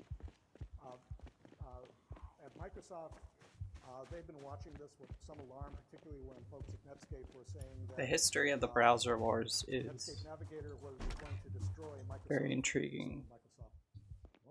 We don't want to be destroyed. It turned out Netscape Navigator didn't destroy Microsoft. In fact, the software that is going to destroy Microsoft. Anybody remember Netscape? Remember when that was a thing? But I'm getting ahead of the story again. So what Microsoft did was oh, you're a coder too? Oh, okay, Ellie. Nice. So we love our coders. Alright, so they couldn't call it JavaScript because Sun owned the trademark and they weren't getting along very well with yes, exactly, Ellie. It is like they're all engineers, so they understand the importance of standards, but like at the same time, you know, we kind of live in a dystopic market-based hellscape. So like they also want to differentiate themselves. So when it makes financial sense to do so, they'll deviate from the standards. And then we get this weird back and forth. Oh, I should mention, Birdwave, avoid W3 Skull. One odd thing about the standards process. You probably heard that before, but they're just should I see? Sorry, I'm not thinking clearly about what I'm doing right here because I was in the mode where it was like running away from the zombies and like super scared. So in the end, they published it with the working title, which was ECMAScript, which is maybe the second worst name ever put on a programming language. Yeah, exactly, Birdwave. So what should we call the there is a website called Can I Use? Three different languages. That's not the case. It's three silly names for one silly language. Very useful. You can look up all sorts of features and it'll show you a table of like different which browsers can implement that feature and which ones can't. It's not always entirely accurate and I'm not sure how consistent it is, but as a rule of thumb it helps if you're trying to be like because there are a lot of cool things, for example, like with CSS or CSS3, there's a lot of cool things CSS can do. Like it has a lot of very powerful features if you're using like Chrome. But as soon as you go into another environment like Firefox or Safari, it may not be able to do that cool thing. And then you're just like, your program looks, your web application looks stupid because it's not rendering correctly. Which makes me scared to use all of its cool features. I generally try to get by using the simplest possible features that I know are definitely supported. What should I do? I'm not really thinking critically about what I should do here. I'm hungry, feeling sad. I never know what to do about that. I'm still infected, but I don't know how much longer I have. Oh, do they? I actually don't know. Do they use Chromium? So I recommend don't use the S5 default. That's just not where the future is. This may be out of my wheelhouse. Like, since I discovered that the language had good parts, that sort of implies that it must have had bad parts. So why would anybody? It uses a version of WebKit. How would that come about? Does Firefox use it? In my review of all the bad parts in the language, it mostly comes from three causes. The first is legacy. In copying the Java syntax, JavaScript I don't think also so. some bad things about Java. So many of the worst features in JavaScript are actually things it inherited from Java, which it inherited from C. Safari, I think, uses WebKit. At least. Long line of signage. I mean, to be honest, affects us today. It's a bit out of my knowledge base. Things were added like semicolons. Either way, okay, so they found me. I thought I was being quiet. I'm not enjoying this run as much as I was about 10 or 15 minutes ago. Because of the fact that I'm infected, dying, I can't seem to find anything useful in any of these houses.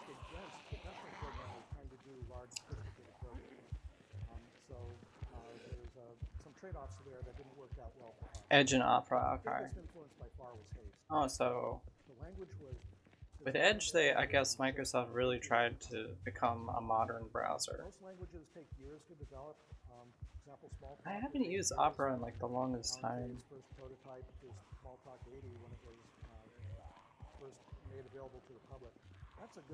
Yeah, I generally use Firefox too.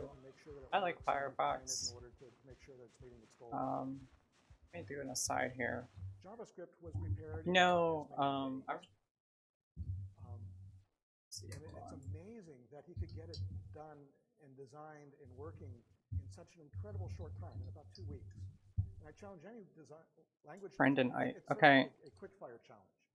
So that turns out not to be a good way. I'm not sure if she still feels this way. I saw that like Kelsey Manning, she endorsed the Brave browser. I guess she felt that it had the best, like, you know, data security. I'm not really too sure. I was a little surprised that she endorsed it because I didn't really. It's like Brendan Eich's project. And I don't really like Brendan Eich. I like JavaScript. I'm grateful that we have JavaScript. A lot of people aren't, but I am. But Brendan Eich kind of pisses me off because he's homophobic. So like his like little pet projects I'm not usually like interested in. But Kelsey seems to think that the Brave browser is cool, so I should look into that. I'm not sure what it even is, to be honest. What was the ad block announcement? I'm not sure. Are they just did they remove ad block or something? Jesus Christ, it's taking forever to kill this zombie. My character is toast. He has no strength.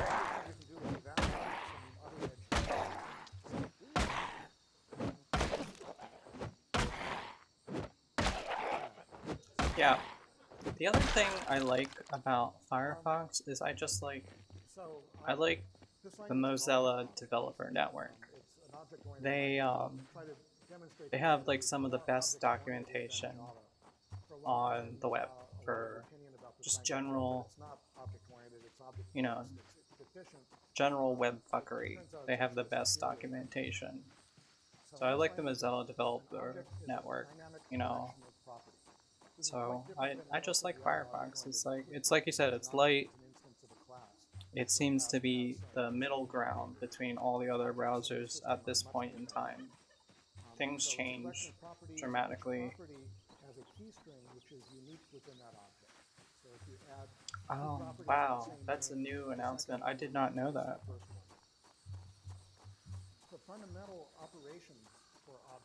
That's so lame.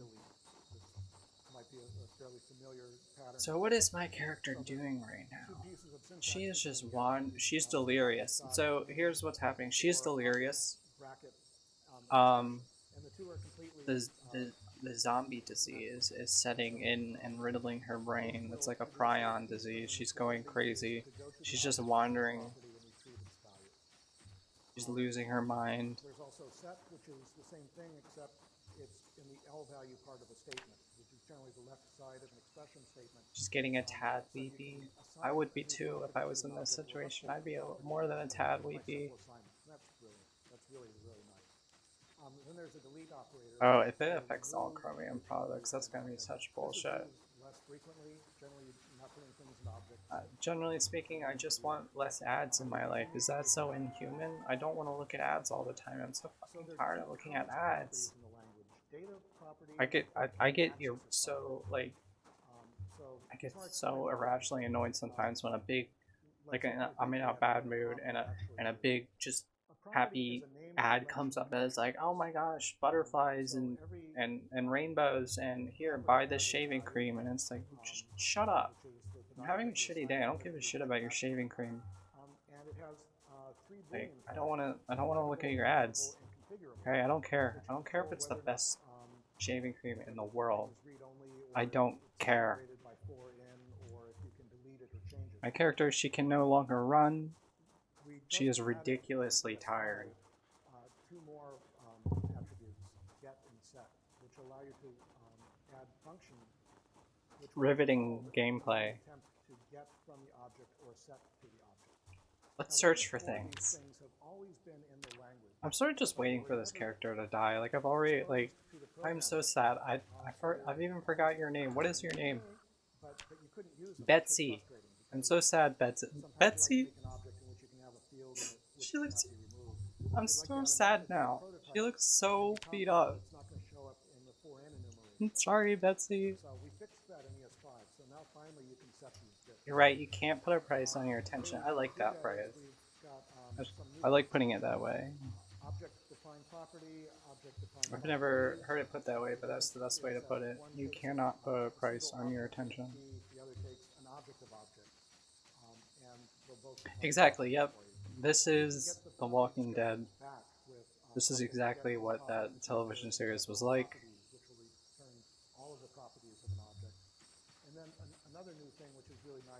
It gets really ridiculous when your character is like completely is like running away from a horde of...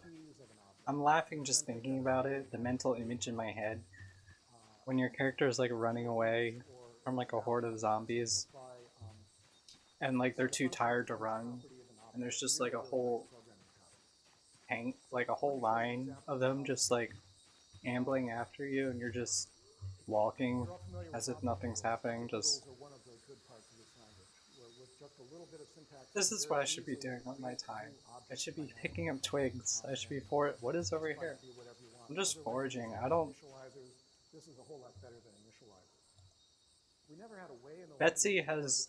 what object literals actually do, but now we can. In ES5, the second statement does the same thing as the first, but it's using the functions that are available. That's a good one, Ellie, yeah. What an object literal does is create a new object which inherits... What's a game that I would really like right now? I can't even think. Yeah, buy me my favorite game, and I'll sit in a chair and watch your ads for hours. So that's a really nice thing. It turns out if you want to be finding this and set it up so that Crickets, mushrooms, how to twigs. do it. You just use the long. Maybe in a future edition. This is a good use of your time. You're dying.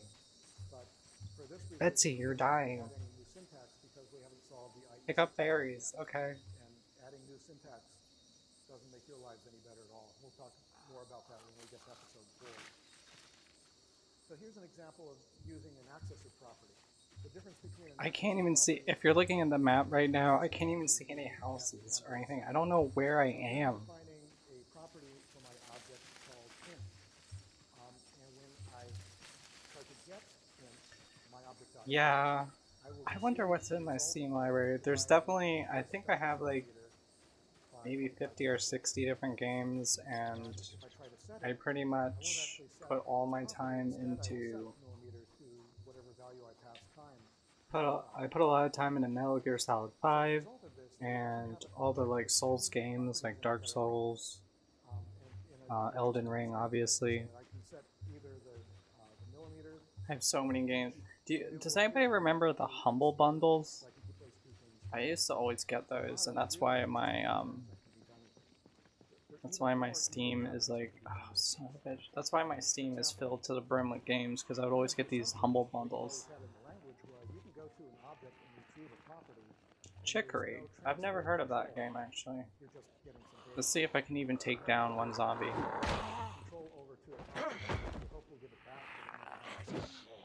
Stay down.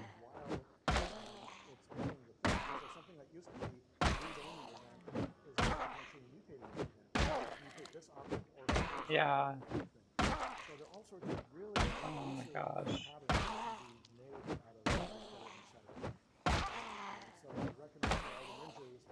Oh yeah, that's right, Humble Bundle. They moved like, or maybe they always had like those options, but they have like all those awesome like, I guess like tutorials and things, and lots of game dev things. Yeah, that was pretty cool. I did like that.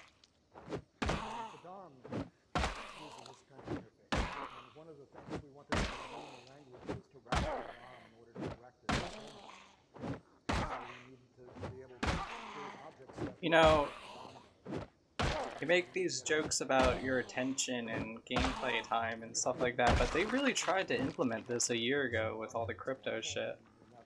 They genuinely tried to put a price on your attention, you know. I like didn't pay a whole lot of attention to what was going on there, but it seemed really dystopic and depressing.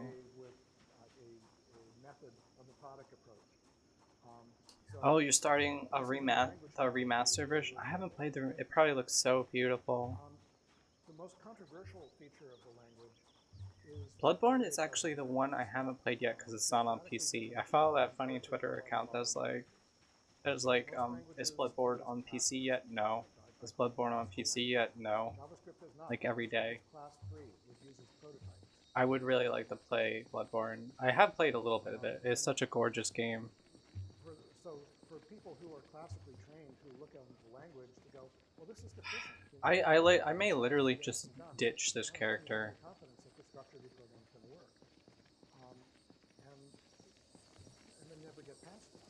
Because this is just boring.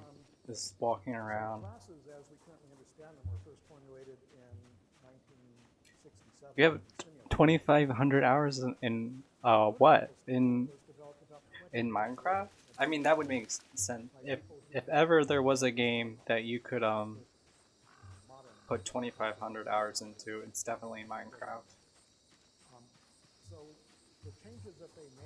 Yeah, Bloodborne is a gorgeous looking game. It's so beautiful, and I love the Lovecraftian lore, the enemy design, the bosses. Like I've watched a full like let's play, or at least a semi. Maybe I dropped off towards the end, but I watched a let's play of it and was really quite impressed by the visual splendor of the game.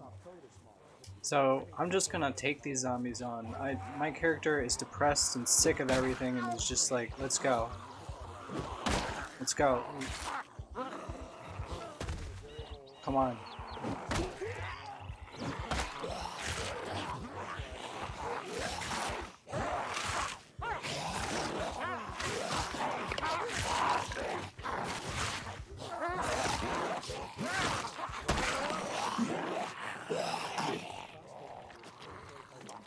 It's so brutal. Why does it have to be so brutal? It's so gnarly. 10K in Minecraft? Oh, I wish I had, like... I'm like a late bloomer to Minecraft. I've only recently started playing it within the last couple years. Okay. We're gonna try a new run.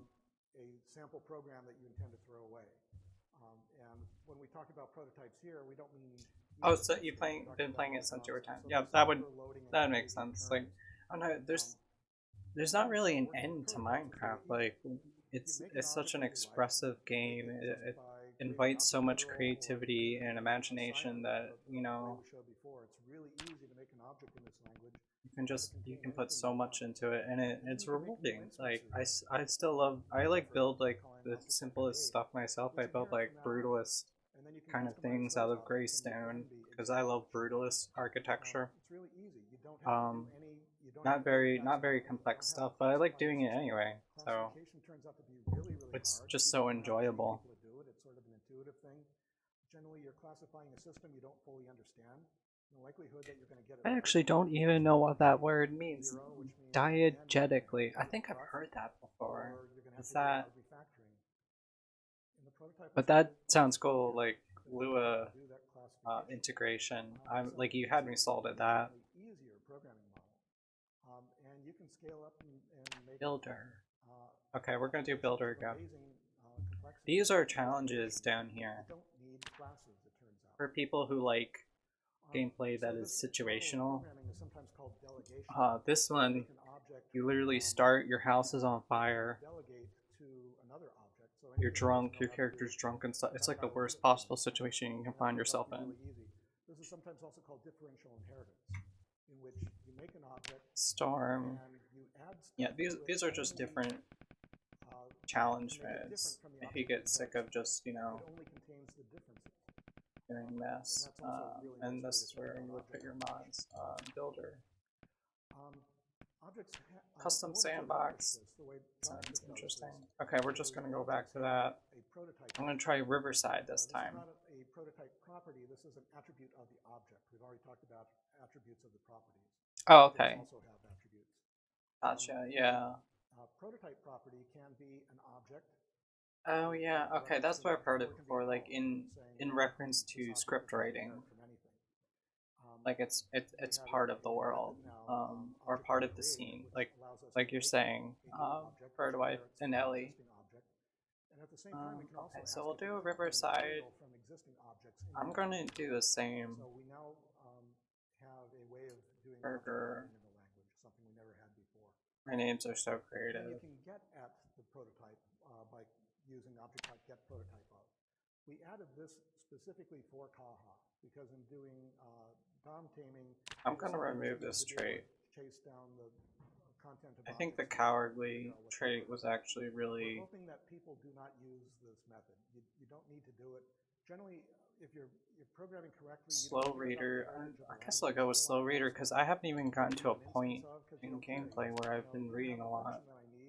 Jade Townsend. And if you don't have it, then we'll throw an exception because that's the right thing to do. You can hit the random button to just like, if you don't feel like customizing. I don't really customize the character that much because I just feel silly if I spend like 15 minutes like dressing my character up and then they just die. It's kind of a waste of time. But if you're the type of person that loves to customize and build lore around your character and build a personality and like really get inside the psyche of your character, they give you this option. So, okay, Lacey Powell, that seems cool. Let's go, Lacey. Property of your function makes a new object that inherits from that, and then it calls your function, binding the new object to that and passing along whatever. I'm gonna take a moment to drink my coffee. And if the result is an object, then it returns that object, and if it's not an object, then it returns the object that you made.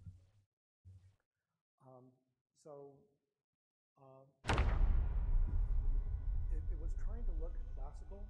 Okay, I said I wasn't gonna look at some of this, but I'm gonna look at a few of these things. Peeping Toms, what is this? But it doesn't look classical. Okay, that's just telling you to close the curtains. Already know to do that. or a pseudo class, where you go to func.prototype and then start sticking stuff on it. So I don't know about scurvy, but right here it says, you know, obviously if you cook the food before you eat it, it's going to be more nutritious, your character's going to be more satiated by it. So you should always cook it, and you reduce the risk of food poisoning. I don't think they have scurvy in the game yet, but I think they should add it, because that sounds interesting to me. That triggers the part of my brain that I like, which is like, I need to get vitamin C, you know, I need to get sunlight and things like that. Like, if that's the kind of stuff I'd want to add to a game like this. Yep, exactly, Ellie. I spend like an hour developing the character. Granted, you can save the preset, like after you're done, like dressing them up and stuff, and you know, crafting them, so you can always reload them. In fact, what I've been doing is every time the character dies, I just start a whole new world, but you don't have to do that, and you can respawn as the exact same build and appearance. And when I first started playing the game, I kept respawning in the same place after I died, and I kept using the same character build, so the house was just piled up with bodies that all look this, like, I don't even know how to describe it. It was such a surreal image, just your body just all over the place and all the different horrible ways that you died.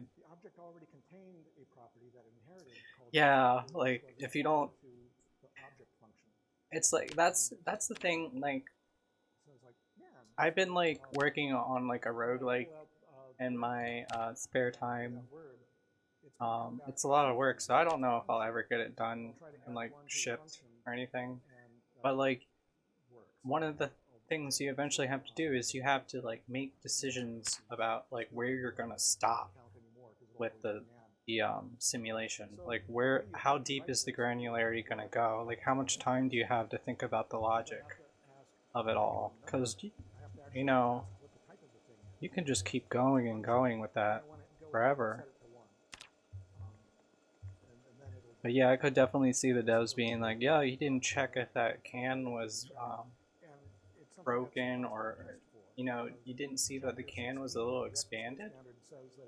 You know, it was obviously not good to eat. So now you have botulism. Yeah, like the water supply. Why am I not moving that into the... Let me equip this. But I mean, like, again, like this game is under development, and I think that's cool because I think like I don't know why, but I'm the type of person that gets like bored of a game easily. Dark Souls is like, the Dark Souls series is like the only games that I have more than like, Dark Souls or Metal Gear Solid games are like the only ones I have more than 300 hours in. So it's encouraging to know that this is still an active development, because like features will just come out later. We have to write if object.prototype.hasOwnProperty.call of object.main. Yes, it does have multiplayer. You don't have to do that, but you do. I mean, this is required for completely correct writing in the language. So I don't know if you've ever heard of this design pattern, Ellie. Fortunately, we have solutions to these in ES5. First off, but it's very popular among game developers. It's called what is it? Entity Component System. ECS. How's it? Turn the TV on. Let me, before I finish my thought. Let me respond also. Yes. It does have multiplayer now, this game. You can host your own server, you can join a friend's server. Multiple people can be in the same game. I'm not sure if there's like a limit on how many people can be in a server. There might be like a hard limit. But I've seen some YouTube Let's Plays where there are like 6 people in the server. And like you can do that with your mods too, so this game has a lot of potential for roleplay, like a lot of roleplay potential, like probably more than Grand Theft Auto does in certain respects. So what the system does get or set, take I or don't whatever think key there's you anything provide. important to Once it do in becomes a here. string, So the entity you can pass it a component number to it. system, If you pass it an array, it'll turn into essentially back to it's the way octal to object. do the So very loosest useful. coupling There's some possible applications where it would be really between useful to your game manipulate some keys. entities. One example would Um, be in making sealers and because unsealers. what it is Suppose I want it's to be like able to let me take see if I can a explain this value without and sort of encode it in boring a way and boring give it to a myself third to party death. and then allow them to give it to somebody Um, else. And so the the guy who entities does are that all your gives game up the entities. value Typically, you might refer to them as temporarily, game but if he gives objects, it to but someone else, they'll be able to they can be anything that you keep the deem to be value. It'd an be trivial to entity. write this And as an object, code-wise, like they handing are somebody literally a bunch of just keys. either So I can simulate that by having a ID, pair of like arrays. an Then integer, at the critical or a time, I globally can use unique empty sub identifier. on the array to search for it Um, in order to find just that whatever value makes element. your entity It's possible to work around this, identifiable and unique, but it's going to slow you however down you with the decide to number of implement that. things you're cycling The through to components calculate are an the object. different things that can be Another attached to your attribute entity. that objects have is extensibility. Um, This is another thing that's new in for example, this like project. So you can some find out of if the an object is entities in your game need extensible to be or rendered. is extensible They or not. have And if you graphics call associated with get them. extensions, it Other turns that bit off. entities, It can then never be turned back like a on. weather If you system turn that bit off, or something, the object is um, frozen. You cannot don't add need to be any new rendered. properties to it. So they That wouldn't would have involve like doing a a lot of render extensions. component attached to them. Then going even further, And like the idea is during serializing the playtime, string like also takes new objects and turns off during the allows runtime new of your properties and program, turns you off can remove and add components to entities at will. configure So objects so that they can't be deleted contrast that or with changed like from data to what people active data. typically tend to do, And which finally, is there's object-oriented non-configurability. based It programming, does where the they same try thing, to but it also sets up organize the everything into inheritance life trees, cycle. where So you don't have these type of objects have these properties, and these type of objects have these properties, know it. and like that quickly gets out of hand the more complex your simulation becomes, System could make them, obviously. but you couldn't. So the entity component system is a pattern that tries to solve that. And the So last we have part of that function is the types in the language, systems. And the and they're all systems just take entities different in, objects. process Everything them, in the and spit system them back out. inherits from objects. And you're responsible for implementing all three of those Let's look things. at some of these. Um, Starting with number. Number is one of the fundamental things it's in not programming just languages. used in game development though, it's used for other things, and Is that they depending on what it's used for, so numbers are important. they'll Um, design the most programming entities and the languages, systems and you've got components a little differently. So lots of it's numbers, more of just a general pattern integers than of various sizes. You've got it's bytes, it's very ambiguous. short ints, long ints, double long ints, and you got floating point of several sizes, and maybe Yeah, other. just write down ECS, Entity Component System, Google it. There's tons of articles on it. Like a lot of people write on it extensively. Have so many types was in the old days. You remember, CPUs were slow. Oh, So that is such a fun game to build. And memory For this stream, eventually, making numbers small. my life is kind of a little topsy-turvy right now. Memory is really big. I'm very new to like streaming, Size taken up and I might need to take a small break before I come back into it. loading in your browser. But ideally, I wanted to do like, you know, both playing games like I am right now, but also just like streams where I'm just fucking around in Unity or something, or just trying to do like, be like, today we're gonna see how far we can go with making a Flappy Bird or something, or Tetris or something, just, you know, bullshit like that. Like, in theory it sounds fun in my head, but you know, it could quickly I need to think about it, so that it doesn't get too boring, or like, I don't know, it's just something I need to think about, because I'd like to do that. I should probably even see, because I'm sure other streamers do that too. I should see how they approach it. Okay, so let me think. It takes a long, long time to get it out. We've got number literals. These are all the same number. Let me think about what I'm doing right now, because I'm sort of just wandering around again. I will definitely like. So one of the problems with numbers in all programming languages, in all computer applications. I will learn this game. I will learn how to play this game in a way that's interesting eventually. Computer numbers are I have not had this much fun playing a game in a long time, so I'm very interested to become good and competent at it. Accurately represented in computer memory. So we can approximate them pretty well, and for the most part it works. Yeah, Birdwave, that is the thing that I'm primarily concerned about, because I don't want to give off the impression that I think I know everything about coding, because I really don't. Like, I have a lot of gaps in my knowledge about a lot of programming things, even the things that I love the most. Like, I love JavaScript, but JavaScript is so massive that there's so many things about it I don't understand. And, like, not that it would really, depending on what I'm doing, that it would matter for that thing, but yeah, backseat coding, like, I don't want to, like,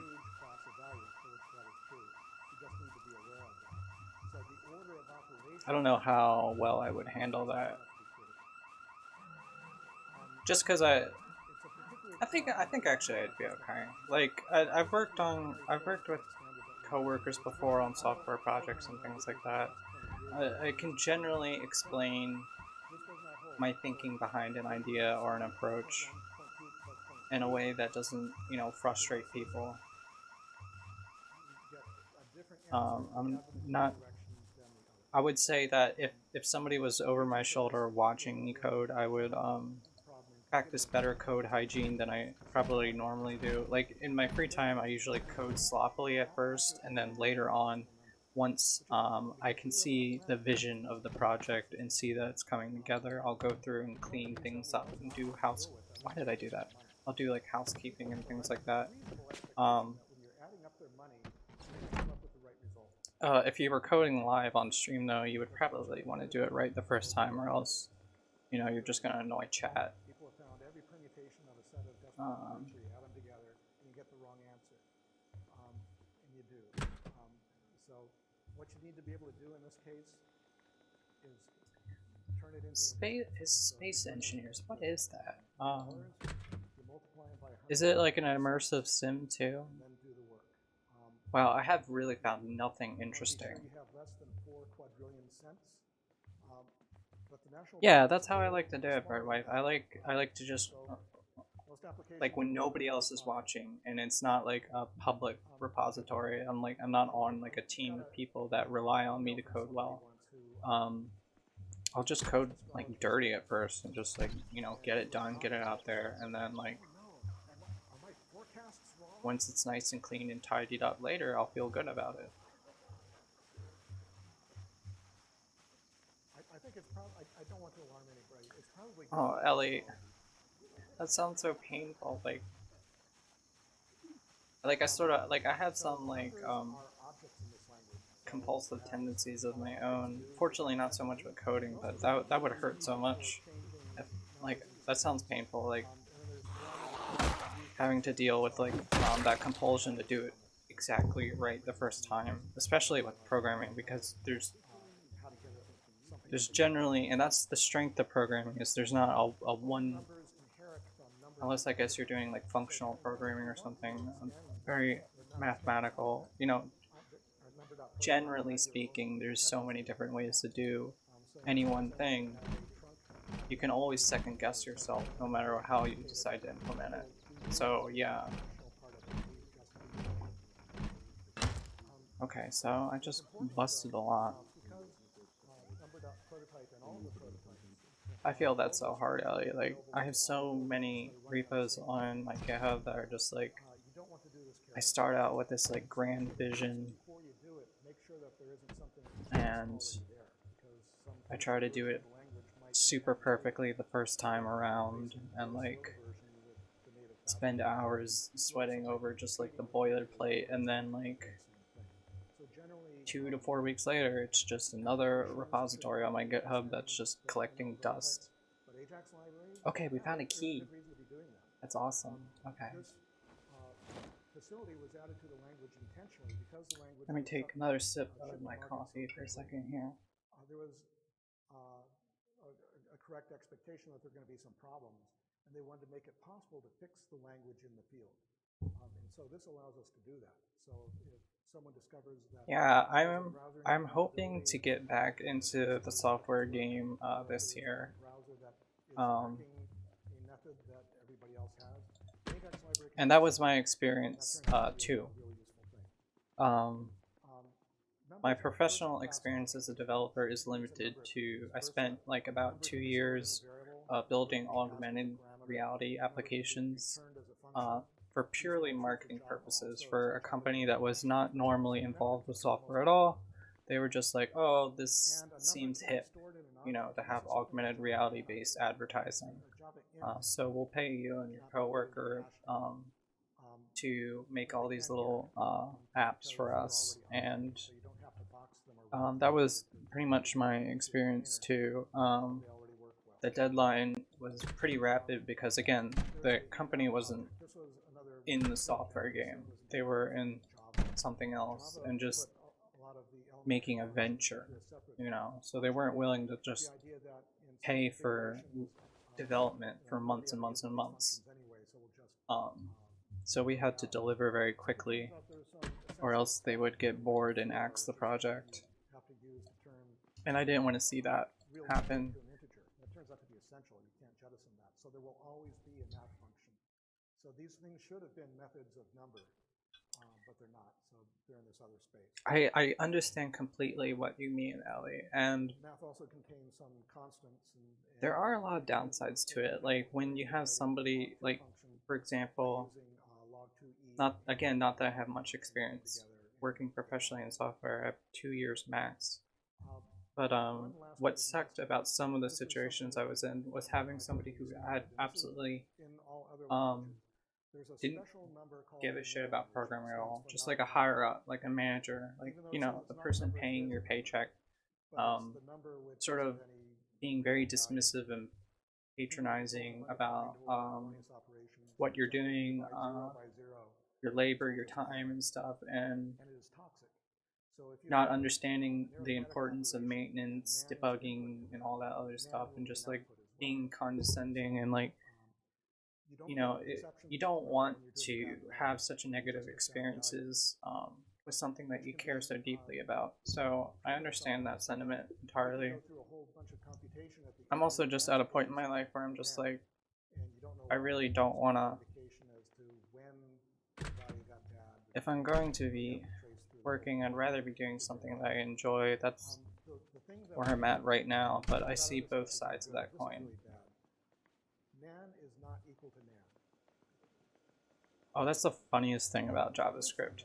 Not a number is not equal to not a number, so never, ever, ever check. This is appalling. This Don't. makes me angry. Like, what were they thinking? And how did this become a standard? You know, Don't check for nan. Don't be like, is this equal to nan? That's generally going to be a very bad idea. Is at fault on this one. Just the standard is bad. Yeah, exactly. The Saudi Prince and digital architecture firm relationship. Exactly that.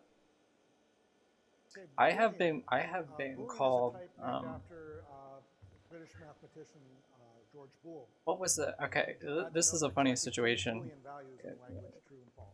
As a preface, is what my character is doing right now. He's doing jack shit. No, she. Sorry, I forgot. She is doing jack shit. She's just walking around. Does that make any sense? I found a car key. You want to know why we call them strings? Nobody knows. Hold on a second here. As far as I can tell, the first use switch seat. Can mean What? Why did that go in the back? Okay. Which is a sequence of characters, was the Algol 64, which was probably the best design. I have the key. Is that not the right key? Successful design by did I not grab it? Maybe I didn't grab it. Maybe that's the problem. No, I have it. Everything that came after, including the use of string. But they didn't explain. I don't know anything about cars. The Chevalier Nyla key. Okay, whatever. Probably should have been called text, or possibly Hollerith. You know, after Herman Hollerith. The same way that we what was I saying? Booleans after bool. Makes more sense in string. But that's what we call them. So the most negative experience I had in software story time was there's this really cool technology called spatial anchors. UTF-2, which isn't quite the same thing as UTF-16. We used it for some of our augmented reality apps. Microsoft has a version of it. Google has a version of it. Um, it's basically a way of creating persistent augmented reality objects. So, like, by persistent, it means across user, um, and always, persistent. So it stays there and persists across runtimes. So when you shut the app down, or if you're a different user using a different instance of the app, if you go back to the same place, you'll find the same object.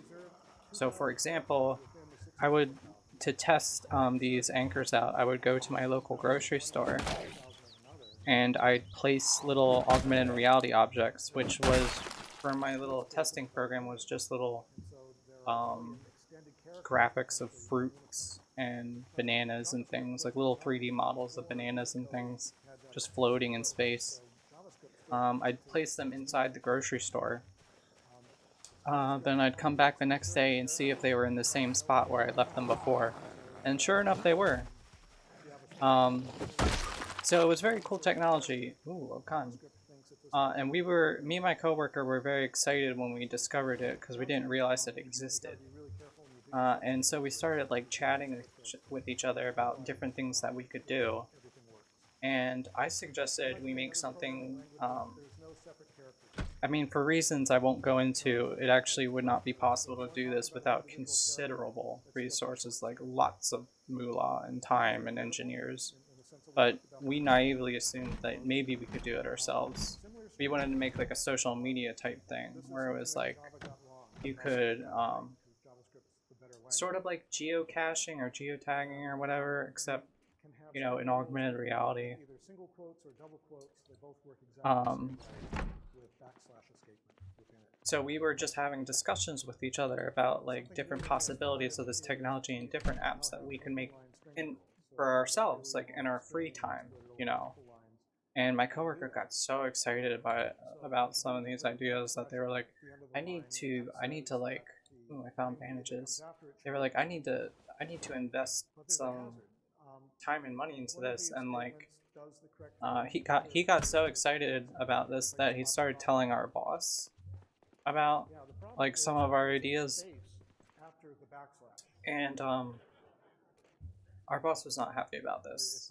Um, because for some reason he felt that since we were under his payroll, that anything that we consider doing with, even in our own free time, was his property or something, or some aspect of it. And he basically said that if he found out we were developing our own augmented reality app alongside his, that he would just fire us. Like he wouldn't pursue legally because he understood that he didn't have like any legal possession over our free time, but like he threatened to fire us over it.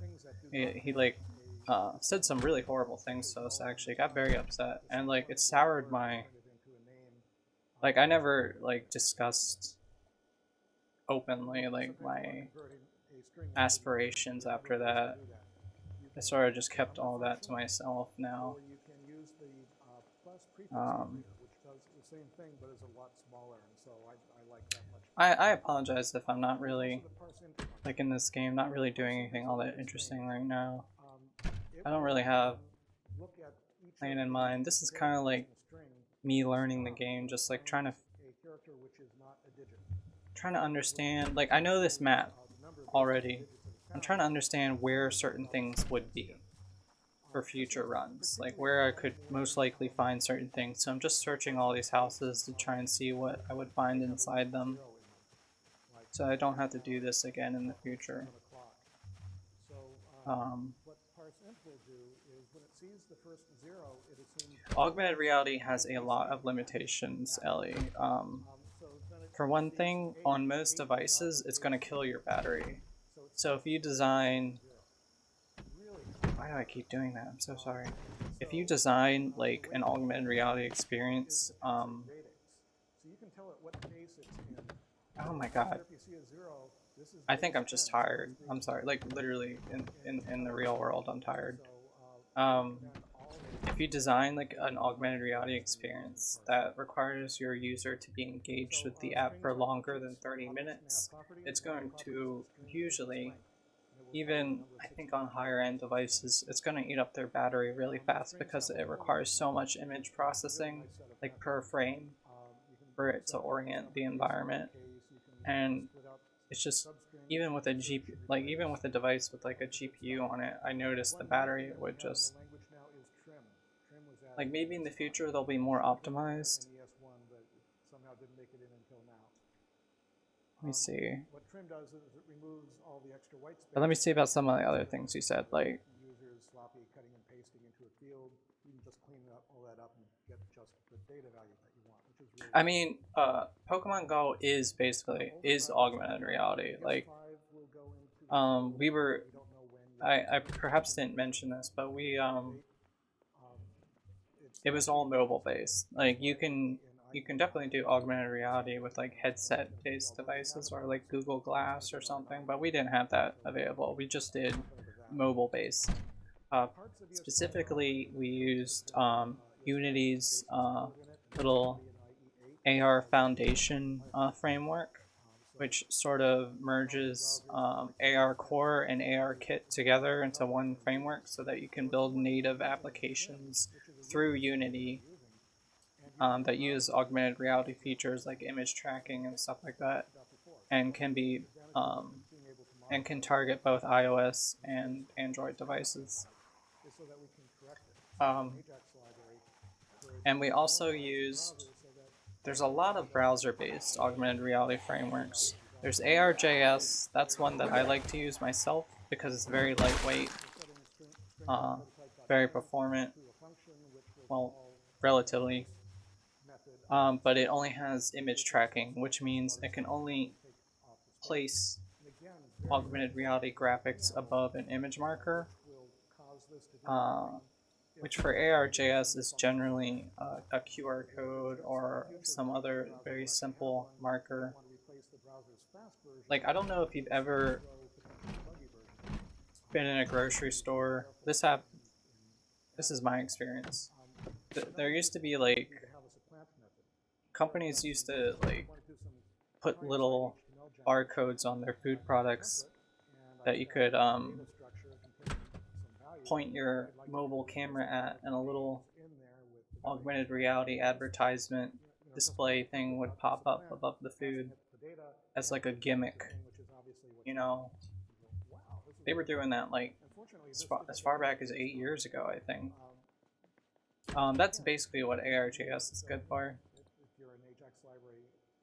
Stuff like that, like really simple things. And then there's WebXR, which is my favorite. It's probably going to become the standard for browser-based augmented reality, although currently only Android devices and Chrome can run it. Like, you need an Android device that's up to date, that has an up-to-date version of Chrome. But eventually Safari will support it, and so will Firefox, and then it'll probably be the standard. And it is a fully featured augmented reality framework. It has all the conventional tricks.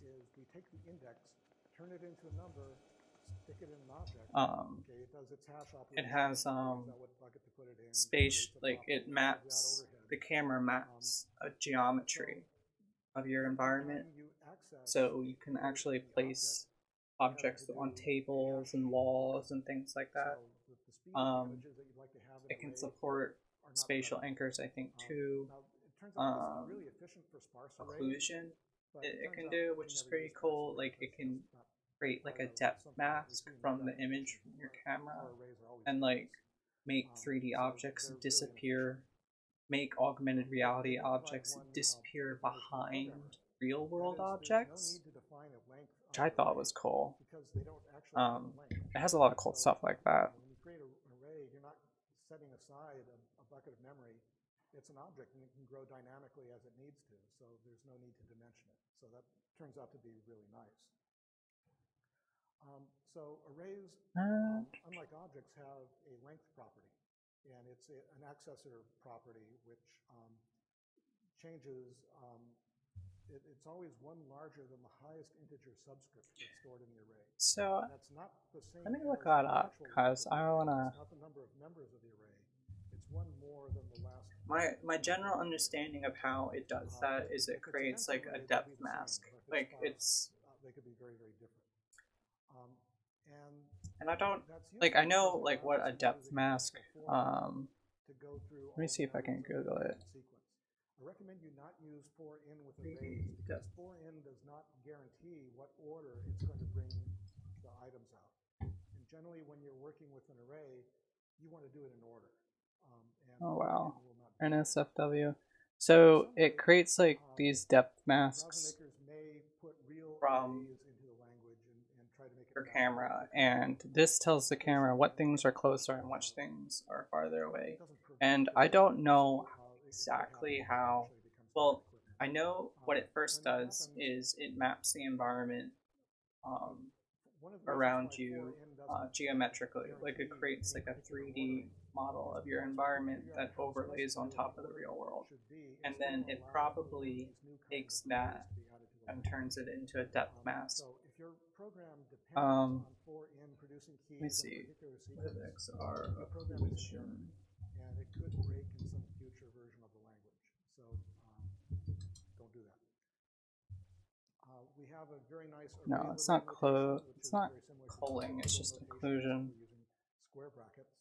So here I'm going to make an array. Okay, so you can sort of see an example of what I'm talking about here. P's and beams. Then I can add a new thing to the array. Right now, my list dot length is 3. 0, 1, and 2, length being 1 bigger than the last index. So my list sub. Oh yeah. This is not the best example of this. Assign Marley to the third slot. Now length is 4. So in some languages, this would cause you an array bounds error because we're adding. I mean, you get the point. Beyond the end of the array. Arrays in this language don't have bounds. You can also Google it if you like. WebXR occlusion. It'll show you some images of that. You don't use the dot notation with arrays because there's no. Yeah, it is hell. That's why like I said earlier, like it eats up your battery so fast. It would be nice, like you were saying, Birdwife. It would be nice if we had devices that could handle 8 hours of augmented reality processing. But you know, I didn't like this tangent, you know, about augmented reality. It's cool technology, but it's also not the most utilitarian like thing. Like for Pokemon Go, it's cool, you know. It's very neat. It's neat. It's a neat party trick. The other thing was like my employers were like they didn't want people to have to download an app off the store. They just wanted a streamlined experience where they would just go to a web page and the web page would prompt them to use their camera and they'd do that and they'd see the advertisement and it'd be very streamlined. So we didn't have the option of using native frameworks. So we used all the web browser based ones, but the best ones, the ones that don't require image tracking, which is just when you place an image and then your camera just looks for that image and then places the graphics on top of that. It's the cheapest form of augmented reality. They didn't want to do that. They wanted to do the, you know, Black Mirror kind where it's like super sci-fi because it just maps out the environment and places the objects inside it. You can delete things from an array, but using the delete operator. But we, like I said earlier, you can only use WebXR, which is the framework that could do that for them. So let me show you an example. You can only use WebXR on Android devices, and pretty much everybody who might possibly have used our little web apps was using iPhone. but left the 2 and 3 properties just where they were. So now it appears that I have a It is kind of hellish, Ellie. It's not like what you probably want is to too bad because like the thing is like the AR overlay. Just checking my surroundings here. Takes up the full screen. What was a challenge for me was I tried to integrate WebXR with Vue.js. I don't know if you've ever used that before, but that was not the simplest thing because Vue has its own sort of, I don't know if you would call it a shadow DOM, but it has its own document object model, and so it's not so easy to just let me see, how can I phrase this?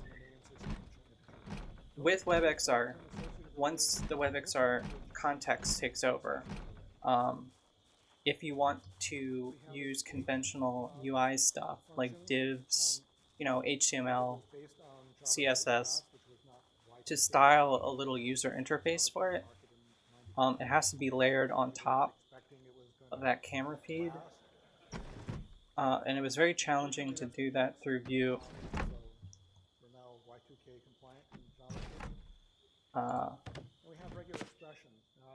So in that particular instance, it was a little aggravating. Basically, what I'm saying is if you want to develop a very sophisticated kind of user interface for your web browser-based augmented reality app, it's not that simple. Eventually, I found a way to do it, but it took some time. So yeah, more or less, web integrated AR is kind of annoying. I'm probably gonna go on a small intermission, finish my coffee, drink some water, try and reorient what I'm gonna do with this character here. Yeah, and because I think I'm like spacing out a little bit and not really doing anything useful. So I'm just gonna take a quick 5-10. Everybody else should go get like a glass of water or something. Stay hydrated, very important. And also, this is literally the first stream where like people have like chilled out. So I just must say I really appreciate y'all being here. It's very late at night, so I understand if it's like feel like tucking yourself into bed now. But if you're still around after intermission, we'll probably play the game for another 30 minutes to an hour, and then I'll probably call it then. So, thanks for hanging out. Oh, you're gonna take the cue and go. Bye, Bird White. Thanks so much for stopping in. Have a good night, okay? Thanks for talking with me about code stuff. It was fun. Okay. So I will be right back.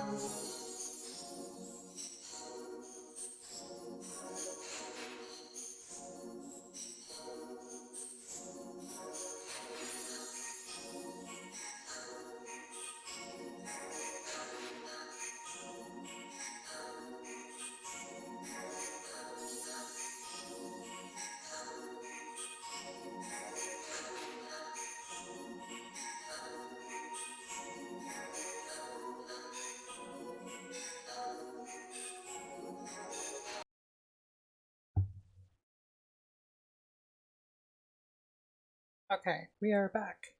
We are back online. I'm gonna switch over to my other glasses because the other ones really were giving me a headache. They're like screwed on too tight or something. I don't know.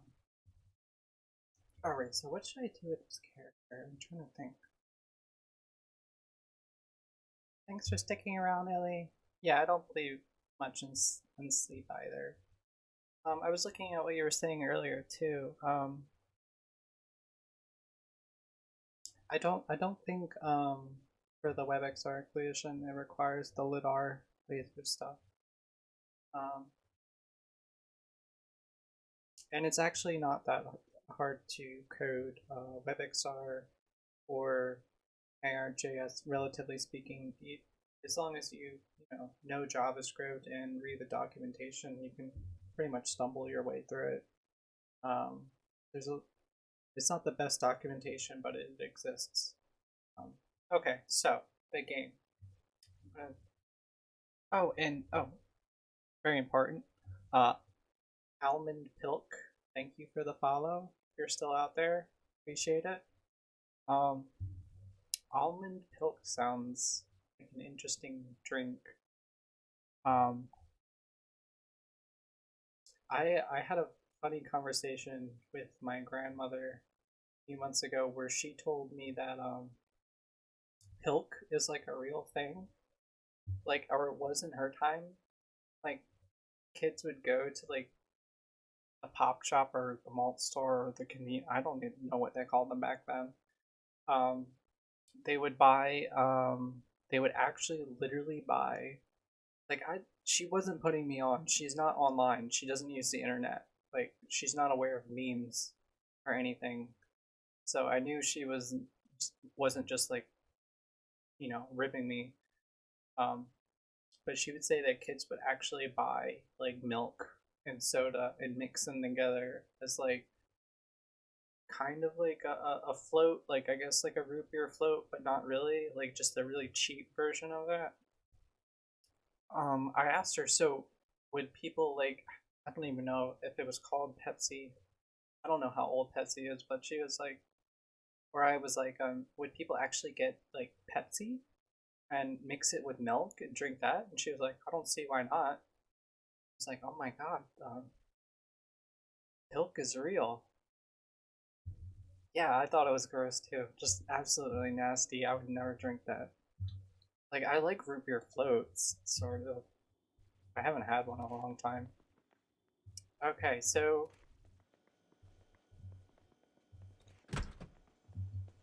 I think I'm gonna actually just hang out here and take care of these stats. I've just been wandering around, doing absolutely nothing. I'm going to eat some food. Open the canned sardines.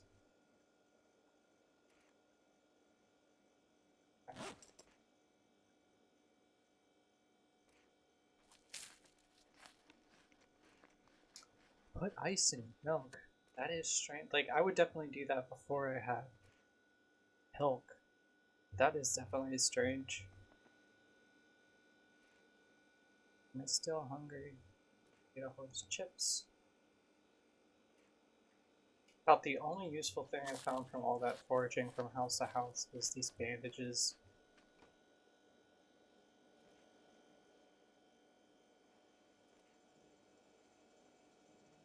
Right, exactly. Like, the ice cream being a semi-solid makes the texture not disgusting, and also doesn't let them mix too well, too quickly.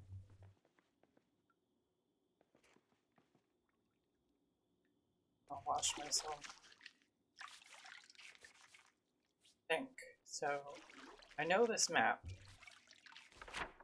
Oh, I interrupted the wash cycle. Whoops.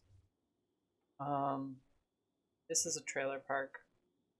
You go up here, this is more, there's like farmland and then convenience stores and things like that, and a lot of interesting stuff over here. There's like a huge shopping district. It takes a while to get there, but there's a lot of interesting things, and then some residential stuff up here.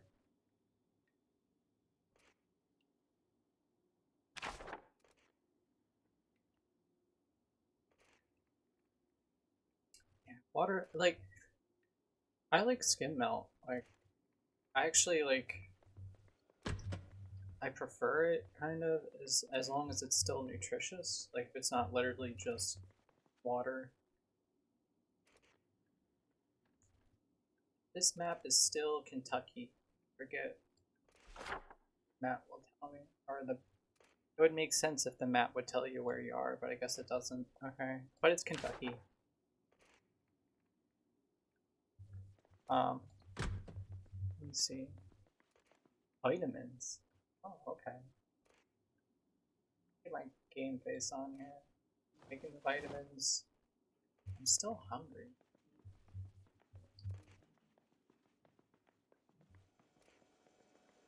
Pork chop. Fresh cooked. Why is it freshly cooked? Did the zombie apocalypse just happen last night? Guess so.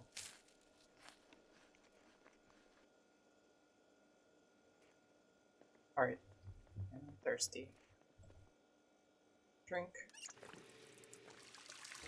Fill. Oh. I'm going to drive people crazy with the way that I use these dialogue menus. I need to stay on top of that. Okay,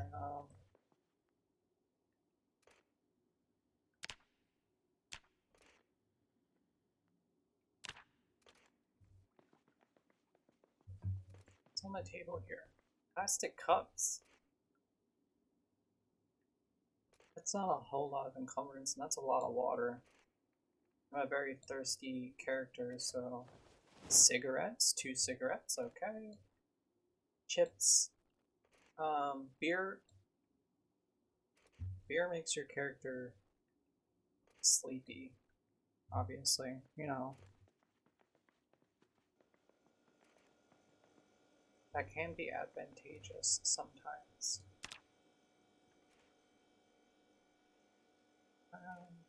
What did I want to do? I wanted to fill... Yeah, I wanted to fill all those little plastic cups that I just picked up.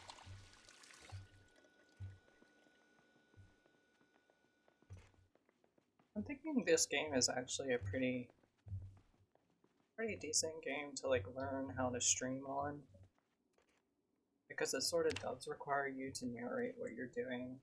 It's imperative because, you know, your audience can't see what's going on in your head, and like, you know, verbalizing what you're doing and your plans and things, and this game gives you a lot of excuses to do that. The other games that I play on stream so far, I've played Portal 2 and Elden Ring, and there's not really a lot of opportunity to talk. I'm more so just fighting or puzzle solving, but like, you know, this game gives me a reason to enunciate and speak and verbalize what I'm doing. Okay, so I'm all rested, all my attributes are back to 0, so I'm going to sneak along up to the upper parts of this map where there are more interesting things to do. I guess I don't need to crawl. Let's walk.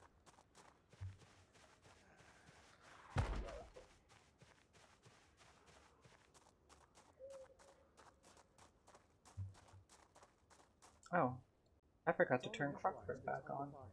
Which is a little confusing because in the act of defining it, you initialize it to undefined. So it's defined and undefined at the same time. Maybe not the best name for that value, but that's what it's called. It's also the value of missing members in objects. So if you get a property from an object, and if the object didn't have that property in it none of the objects that it inherits from has that property either, then it doesn't throw an exception, you don't get a compile upon one or nothing like that. It just returns the undefined value. It's actually very nice way to on an object to find out what it has in it. There's a type of operator to tell you what the type of something is. Any variable can contain anything of any of the types that we talked about. Sometimes you need to know which kind is it. You know, I'm looking for a number. Is it a number? So you can use the type of operator. So if you have a number, it'll return the string number. And you go, great, I know what you are now. If you pass it an array. I've been there so many times, Ellie. I think tomorrow I really will actually clean my room. I need to do laundry too. I tell myself that. I'm also packing because I'm gonna change. My living situation is changing in a few weeks, so a few weeks to a month. So I'm sort of doing both at the same time. Empty bottle, I want that. Incredibly good job of reverse engineering Netscape's work. It's the most faithful copy Microsoft has ever made. Again, this is an extremely lurker-friendly stream. I am the biggest person to just put a stream on in the background while I do stuff in my room. So do not hold back on cleaning for my sake. It is a very rewarding process too. Let me see here. Okay, what's in here? We've tried really hard to fix this in ES5. Butter, chicken. There are too many programs that are dependent on this really bad behavior.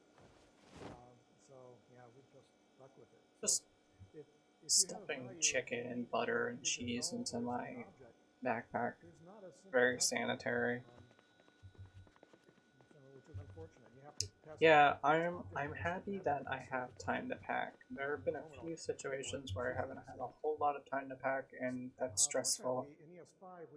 I prefer having time to think about it, so I don't end up just shoving everything into different containers that doesn't make sense, and then it becomes so difficult to find the stuff later when you're unpacking. There's just food in here. Like, I do need food though, so maybe I should take that. Because I'm going to change bases. Or select a base. And their programs will only get faster and more reliable in the future. So these values are considered false. False, null, undefined, the empty string, the number 0, and nan. These are the falsy values. All other values in the language are truthy, including all objects, including empty objects and empty arrays. The string 0, because it's not an empty string, and the string false, even though it looks like false. I have it's truthy. The situation I was in before this one, when I was still living in an apartment building. Yeah, the last like I had like a studio apartment kind of space.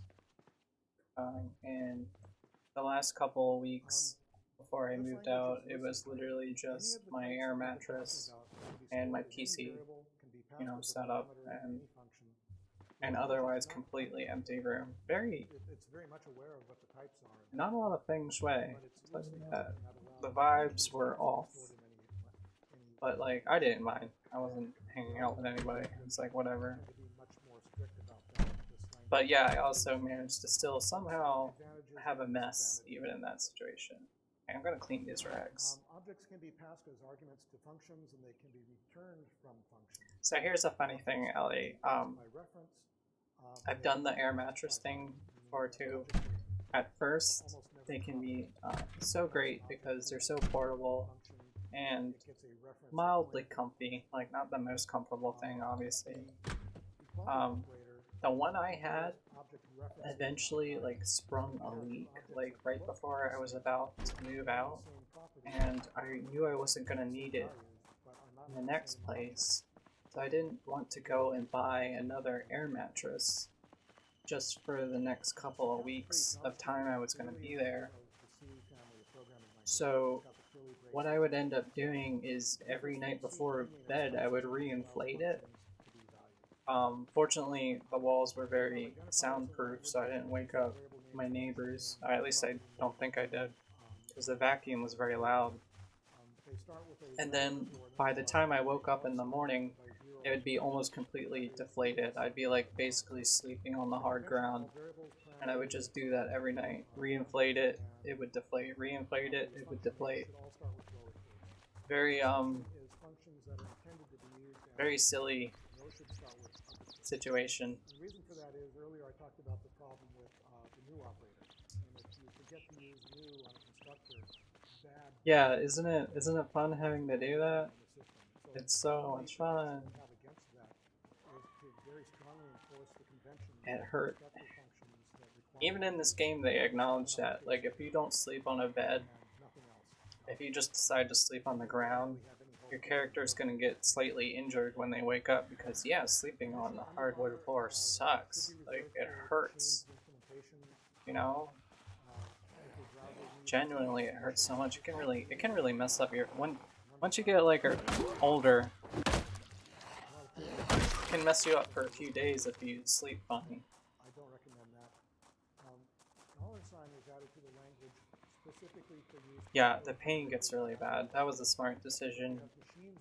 Like, if you sleep on a bone funny or a joint funny or something, like, you will feel that for days. And you don't want to. It can be very distracting. Some of the ninjas found out about that and go, oh, dollar sign, I can use dollar sign. Fortunately, my apartment at least had like a... Oh shit! Oh fuck! Oh fuck! Oh shit! Get off me! Oh my god, that scared the shit out of me. I forget, this game has like jump scares. And I got bit too, or at least I scratched. I got scratched. We have comments in the language, two forms, // Okay, so that wasn't as bad as it could have been, but that was still pretty bad. No, come on!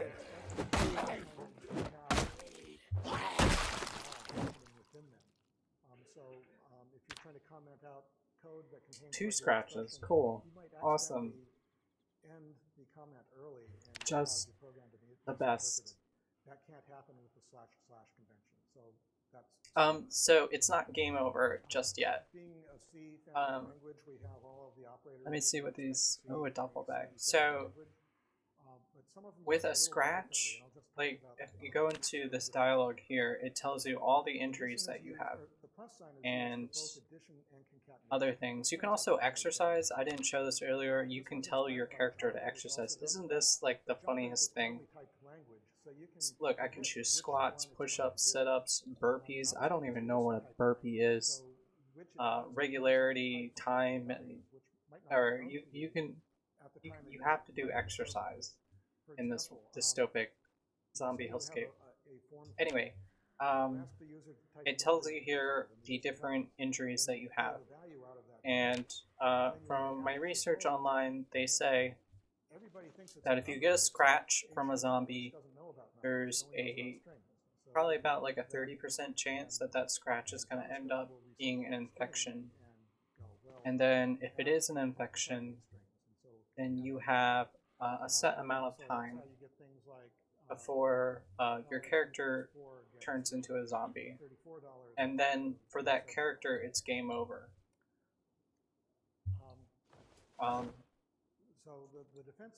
But what I haven't been doing tonight is when it's game over, it's not like game over, game over. Like this world that I'm in right now, this map, and all the things I've done in it, and all, you know, all the doors I've unlocked and all the items and things I've ruffled through, that can persist if you want it to. You can just create a new character and get placed right back into this same world with all the progress that you did with the previous character and just continue on as if nothing happened. And you can even go and find the character that died before and get all your loot back if you can find them.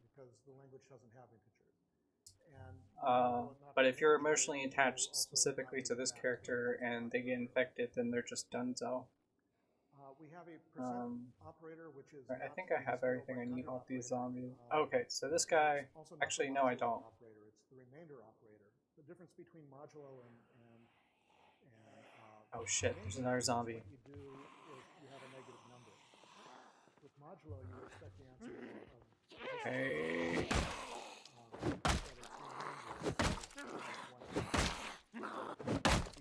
Your character doesn't necessarily swing every single time you hit the space bar or right click. They just sort of go through a cycle and you have to time it. And if you don't time it right, then you leave yourself open to the zombie running up on you and biting you. Yeah, it would be nice if I had an exercise button too. That would be sweet. Okay, I have to think about something here. What I have to think about is, do I want transitivity at all? Transitivity says if you know what? A and B are equal and B and C they have these guns here. He has an M9 pistol. So again, we've got these mathematical absurdities going on where transitivity doesn't hold. M36. There's a lot of guns right here. And it should. So my expectation is that I don't have a pencil, so I can't mark anything, but I'm just going to leave them here and come back to them later. Either as a different character or just as this character later on. It looks like these people that... Oh my god, he has a cool item. It looks like these are like people who are just like me, just foraging, and then they got turned into zombies. This guy has a spiked plank. That's awesome. I want to try that. Yes, please. How did this happen? See, I hope this is better than the baseball bat. Use equal for assignment and the EQ operator for equality.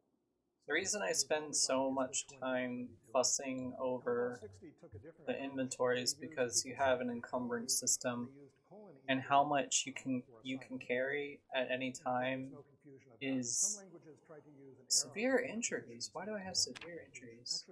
Oh my god, my character's literally about to die. What happened?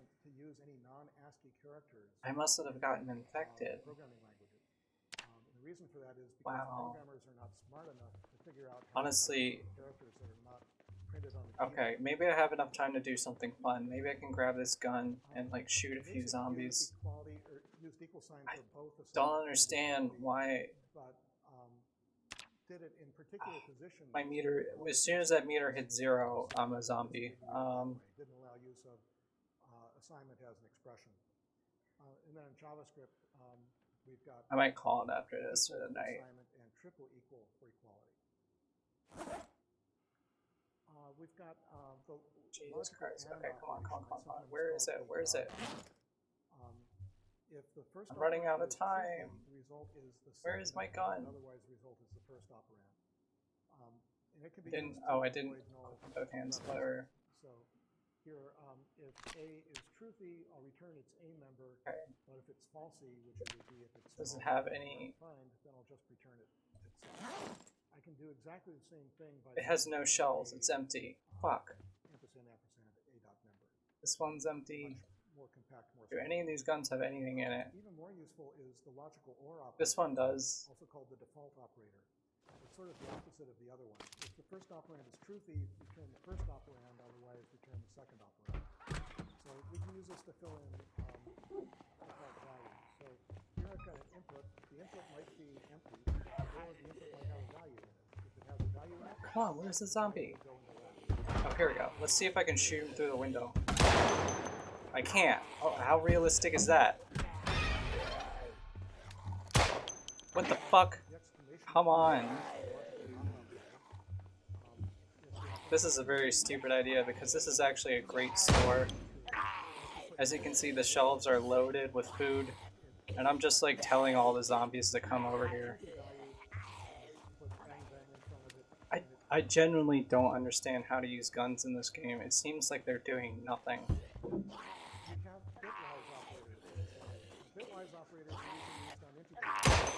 Son of a bitch.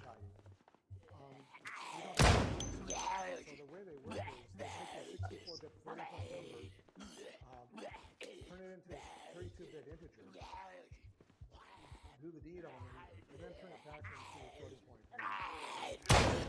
So sometimes, Lulu, hi, how are you? This is a completely different character from the last time that, and this character is done, so, like, completely fried. Smartest AI ever. The door is open and it can't figure out to go outside.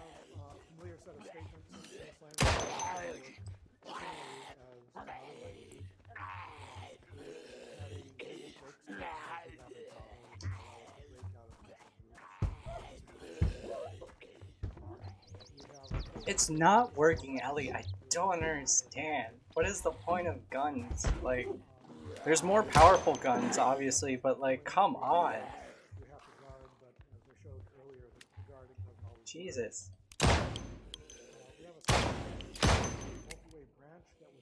I'm out. I'm just out of ammo now.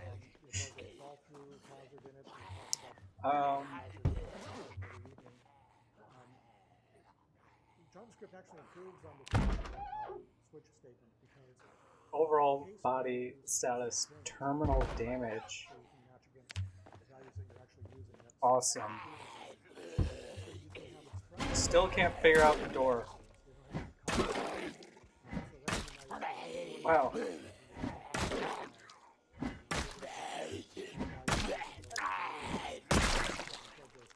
Okay, so the reason that took so much effort is because my character is highly exerted, ridiculously tired, hungry, bleeding, critical injuries, not going gently into that good night. Jesus. Is that necessary? Minor pain, over and covered. When you have all these negative attributes, your character becomes very weak and very bad at combat. All your attacks do like the minimal amount of damage. So that explains why it just took so much effort with the physical melee weapon to do anything. There's only one catch clause in a try block. So it'll catch everything that comes through. Maybe I'll just keep going until she kicks the bucket, which is going to be any moment, I guess. I have maybe I can just show you how the bandage system works. I'm surprised this place is not swarming with zombies. Because I shot that gun like 60 times. Not literally, but a lot. Where is a sink? I need a sink. Is it in the laundromat area? Can I use the laundromat to clean anything? No. Okay, this is probably the bathroom over here. Okay, yeah, here we go. So you can wash. Do I not have? I guess I don't need. Oh, I have bandages and rip sheets. Okay, I have bandages and rip sheets, so I'm gonna click bandage. She's bandaging up her arm. I'm gonna bandage my head. So that stops the bleeding, and if you use disinfectant, it stops it from getting infected. And you have to remove and clean your bandages too. Like, after you've bled into them for a while, you're expected to remove the bandage, wash it, reapply it. Because you can't just walk around with a dirty bandage forever.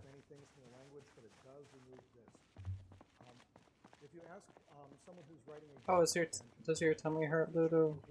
I'm sorry. I really don't like when that happens to me.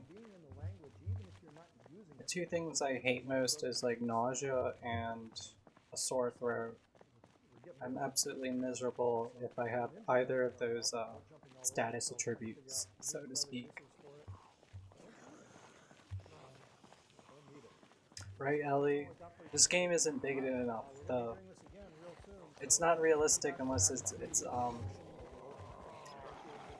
unless it's upholding the gender binary and cis heteronormativity. Oh my god. Let's go. Come on. Let's go. I've given up. I've given up. I'm gonna take you down with me. Oh, son of a bitch. Fuck you, Wix.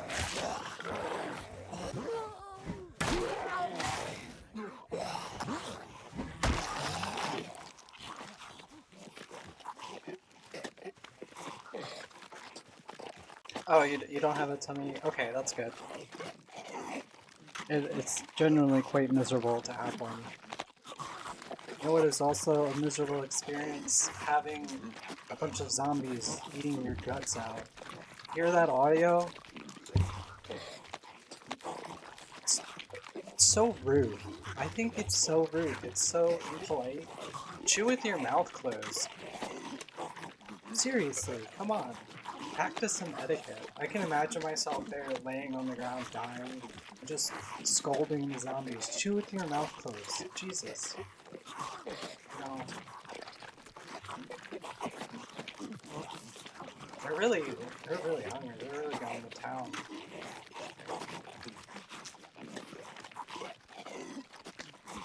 This is a reason I always quit to menu, is I could just select a new character, but you have to listen to this the entire time. It's a little distracting. Maybe if I...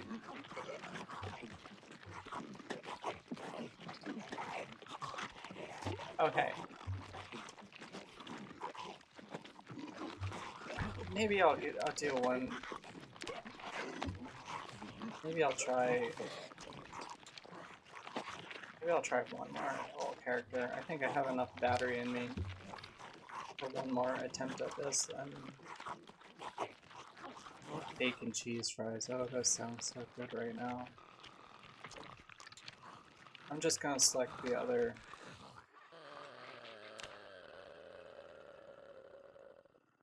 Wow, okay, they're finally done. Okay, same build. Theodore Wilkins. Rosalia Hauser. Matthew Kincaid. Okay, let's see how Matthew fares. Hi, Matthew. I had, I. It's possible to make a character in the little character builder that they have that is like looks exactly like Walter White, and I was having so much difficulty the other night playing the game because I kept cracking up because it generally looked like it was Walter White, and just every time he like brutalized the zombie, it was just the funniest thing to me.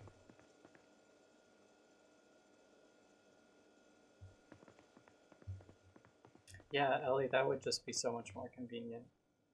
No. Okay.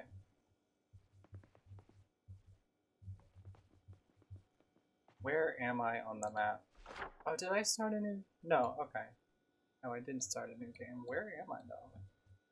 Oh, I'm all the way over here. That's weird. The one the one time when I was playing this, I like spawned in the same place every time. But now I'm just like spawning in random locations on the map. Jesse! Jesse! Give me your brains, Jesse. Okay. We're gonna cook you, Jesse. Guess this house doesn't actually seem like that bad. I typically prefer to have like a two-story house. Because one of the strategies you can do,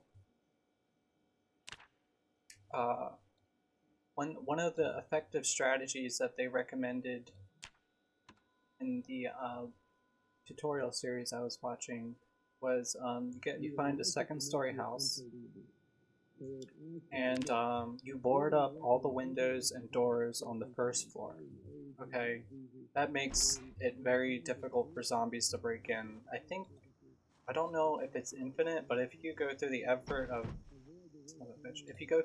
of like boarding up all your doors and windows, um, it becomes really resilient to zombies breaking in. And then you go up on the second floor, and you had like a little a rope or a rope made out of bed sheets, and you go up and down the rope to get outside of your base. The zombies can't climb up the rope, so it's a way to get in and out of your house without leaving yourself open.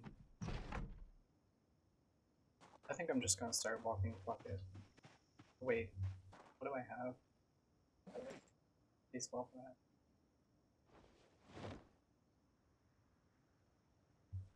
Yeah, exactly. Rope ladder, vine. I don't think there's like vines in this game, but rope ladder. You can make those out of bed sheets, or if you find a rope, I think you can use that too. But that's the strategy they suggested. So I try to find a house that has 2 stories, but let me take a pause and think about what I should do.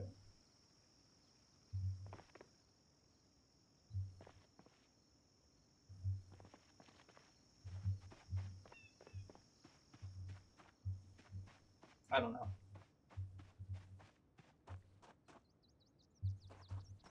Let's just go explore. Fuck it.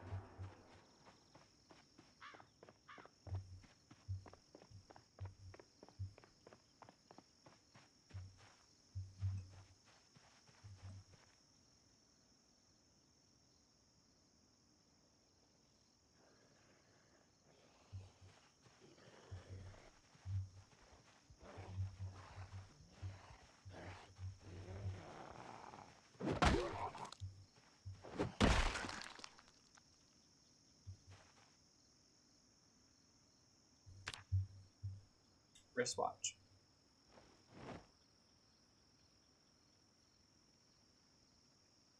Okay.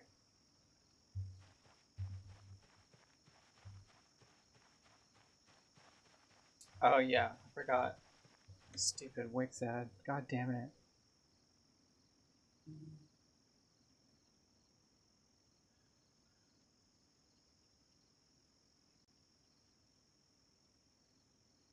Was added to the language later.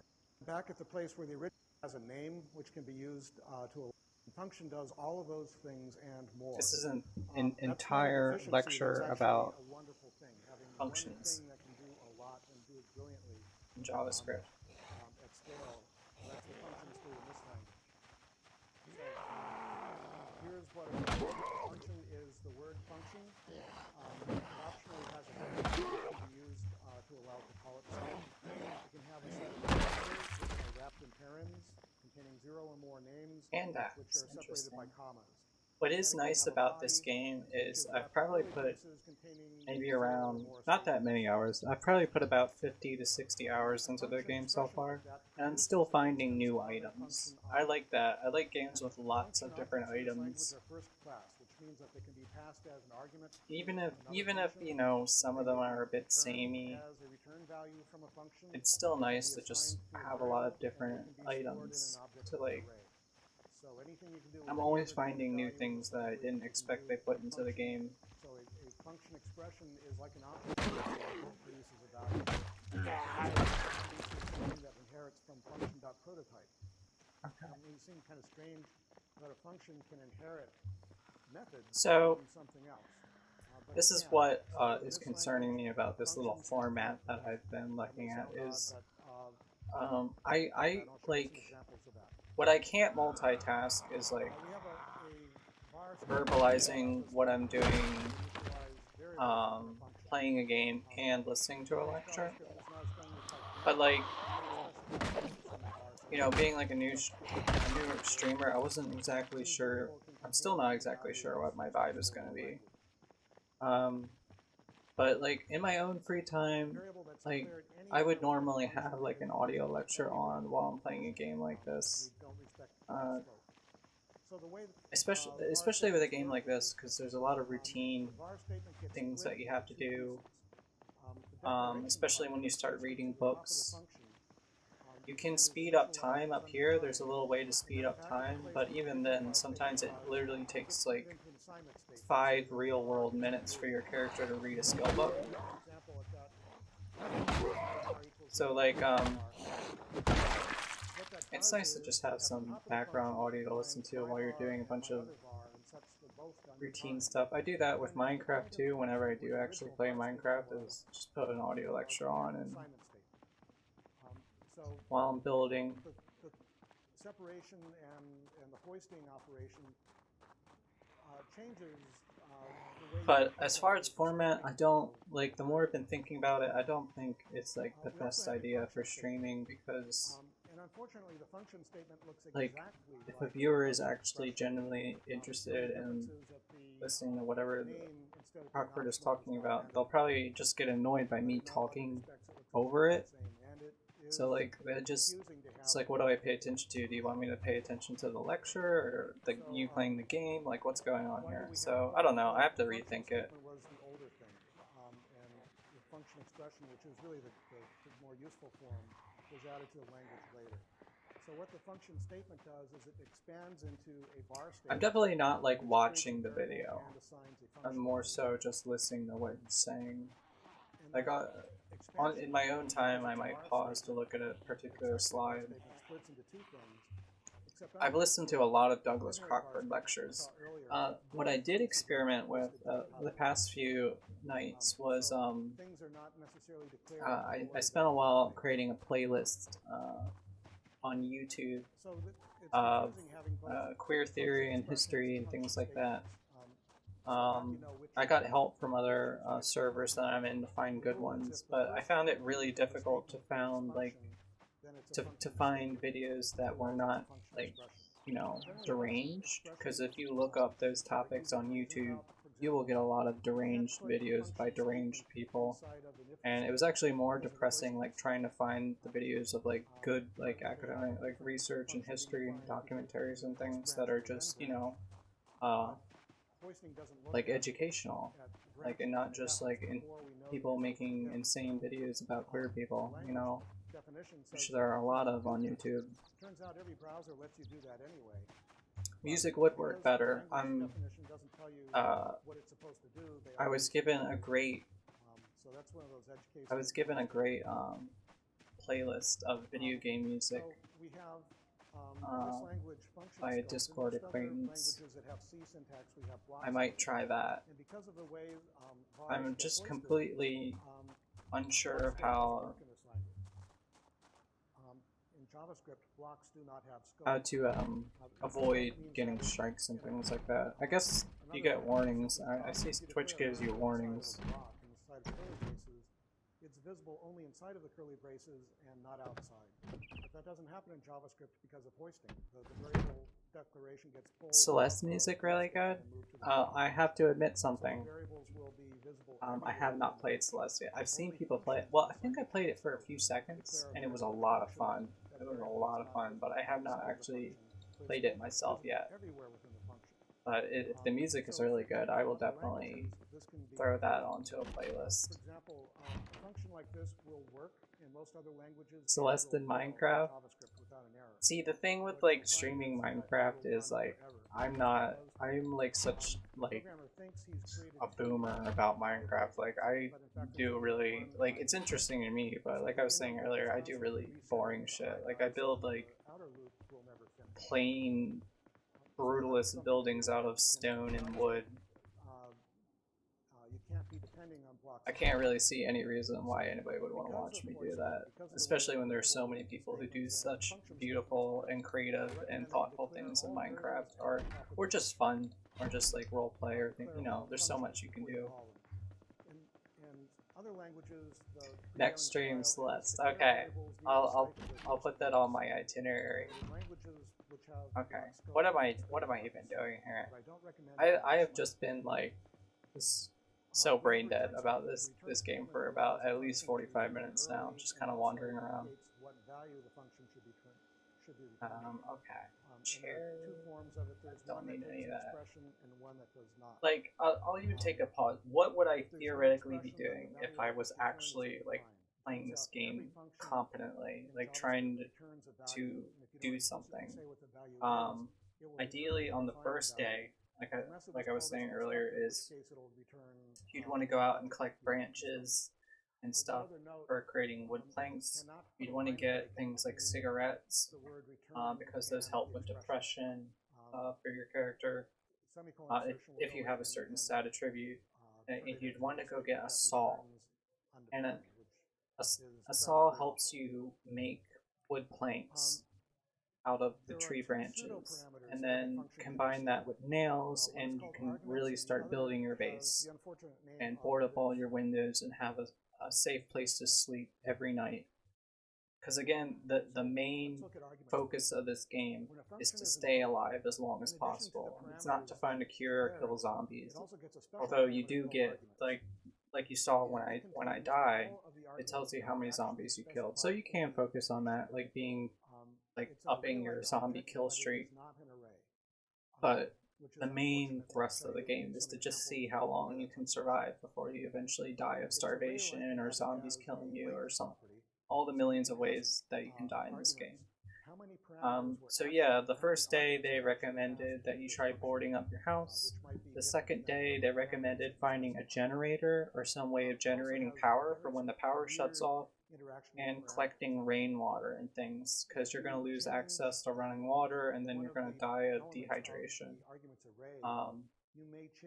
So there's actually quite a lot of strategy you're supposed to be doing on the first day or two, but my problem is I've never been able to find it. I found one saw out of the 4 or 5 runs I've done so far. I found a saw once. I have yet to find nails. I think, the reason for that is, to be truthful, is because I'm not memorizing the map. These maps are the same. So maybe when I do some more research before I try and take this game on again, I should probably try and figure out where I can expect to find certain items on certain maps, so that I'm not just wandering from house to house hoping that I find them. This is how you would write that in ES3 or in the 3rd edition of the ECMAScript standard. Oh, hold up. It's a little bit nicer in the 5th edition. In the 5th edition, Emma, hi Nusha. Emma, when you have time, you should let mods get roles on your servers and they can let new people in. Are you not able to invite people to the server? Weird. I probably messed something up. I thought that mods were the only people that could invite people. And yes, Ellie, you can farm, you can fish, you can do all that. And look, in fact, check this out. Pretty much everywhere you are, you can dig a furrow. I'm discovering that I don't like the name this because it makes it really difficult to talk about it. Oh my gosh, right, you can't give roles, so you can't verify them. I had it set up where Carlbot was doing that before. Are there people stuck in verify? Oh my gosh, there are. Oh my god, okay, hold on a second here. So what is this? This parameter contains a reference to the object. That is so silly, okay. This allows a method to know what object it is concerned with. It allows a single instance of a function object to service many functions. You can take a single function object and store it in lots of different objects. Okay. All right, in the meantime, I think I've verified everybody that was in confirmed. But I will also fix that. Probably before I go to bed. Because they use this to figure out what object they should actually be manipulating. Oh, are you stuck in it? Are you stuck in it too? Prototypal inheritance works in this language. Let me make sure I've got everybody. We have the parens suffix operator, which is used for invoking or calling or executing a function. It surrounds 0. Actually, I'll just do that right now. I will. Let me see, server settings. This is like the very end. I'm probably gonna just call it a night, honestly. So if a function is called with too many arguments, let me see. Let me just figure this out first. Roles. But they'll still go into the arguments array. So if you want to find out about them, they're still accessible to you. Okay. If a function is called with too few arguments, that's not an error either. It will fill in undefined for any things that you did not include. And there's no implicit type checking at all. So if the types of the parameters are important to you, you need to check them yourself within your function. There are 4 ways to call a function. There's the function form, the method form, the constructor form, and the apply form. And they differ in what they do with this. So in the method form, we have an object. I think I've updated. Subscript. Oh shit. I think I fixed the issue, Dusha. Pretty sure I did. It will associate this with whatever your object is. It will allow the function then to manipulate this. Okay.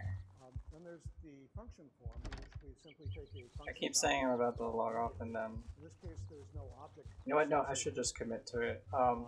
So this is the end of the stream for tonight. This was set to the global object. Thank you everybody for tuning in. I'm genuinely like so happy right now. Like I didn't expect to have any visitors tonight, and you're also sweet for tuning in and saying hello and watching me die to zombies and listening to Crockford talk about probably one of the most boring topics in the world. Sorry, Mr. Crockford, it just is. But have a good night, everybody. Thank you for stopping in. I really appreciate the follows. Oh, Renee, you followed me. Thank you so much. There's a lot of work I have to do for the next stream, whenever that is. So I'm gonna fix up everything. Definitely add notifications. Yeah, it's haunting time. Okay. Have a good night, everybody. Thank you for stopping in. Good night.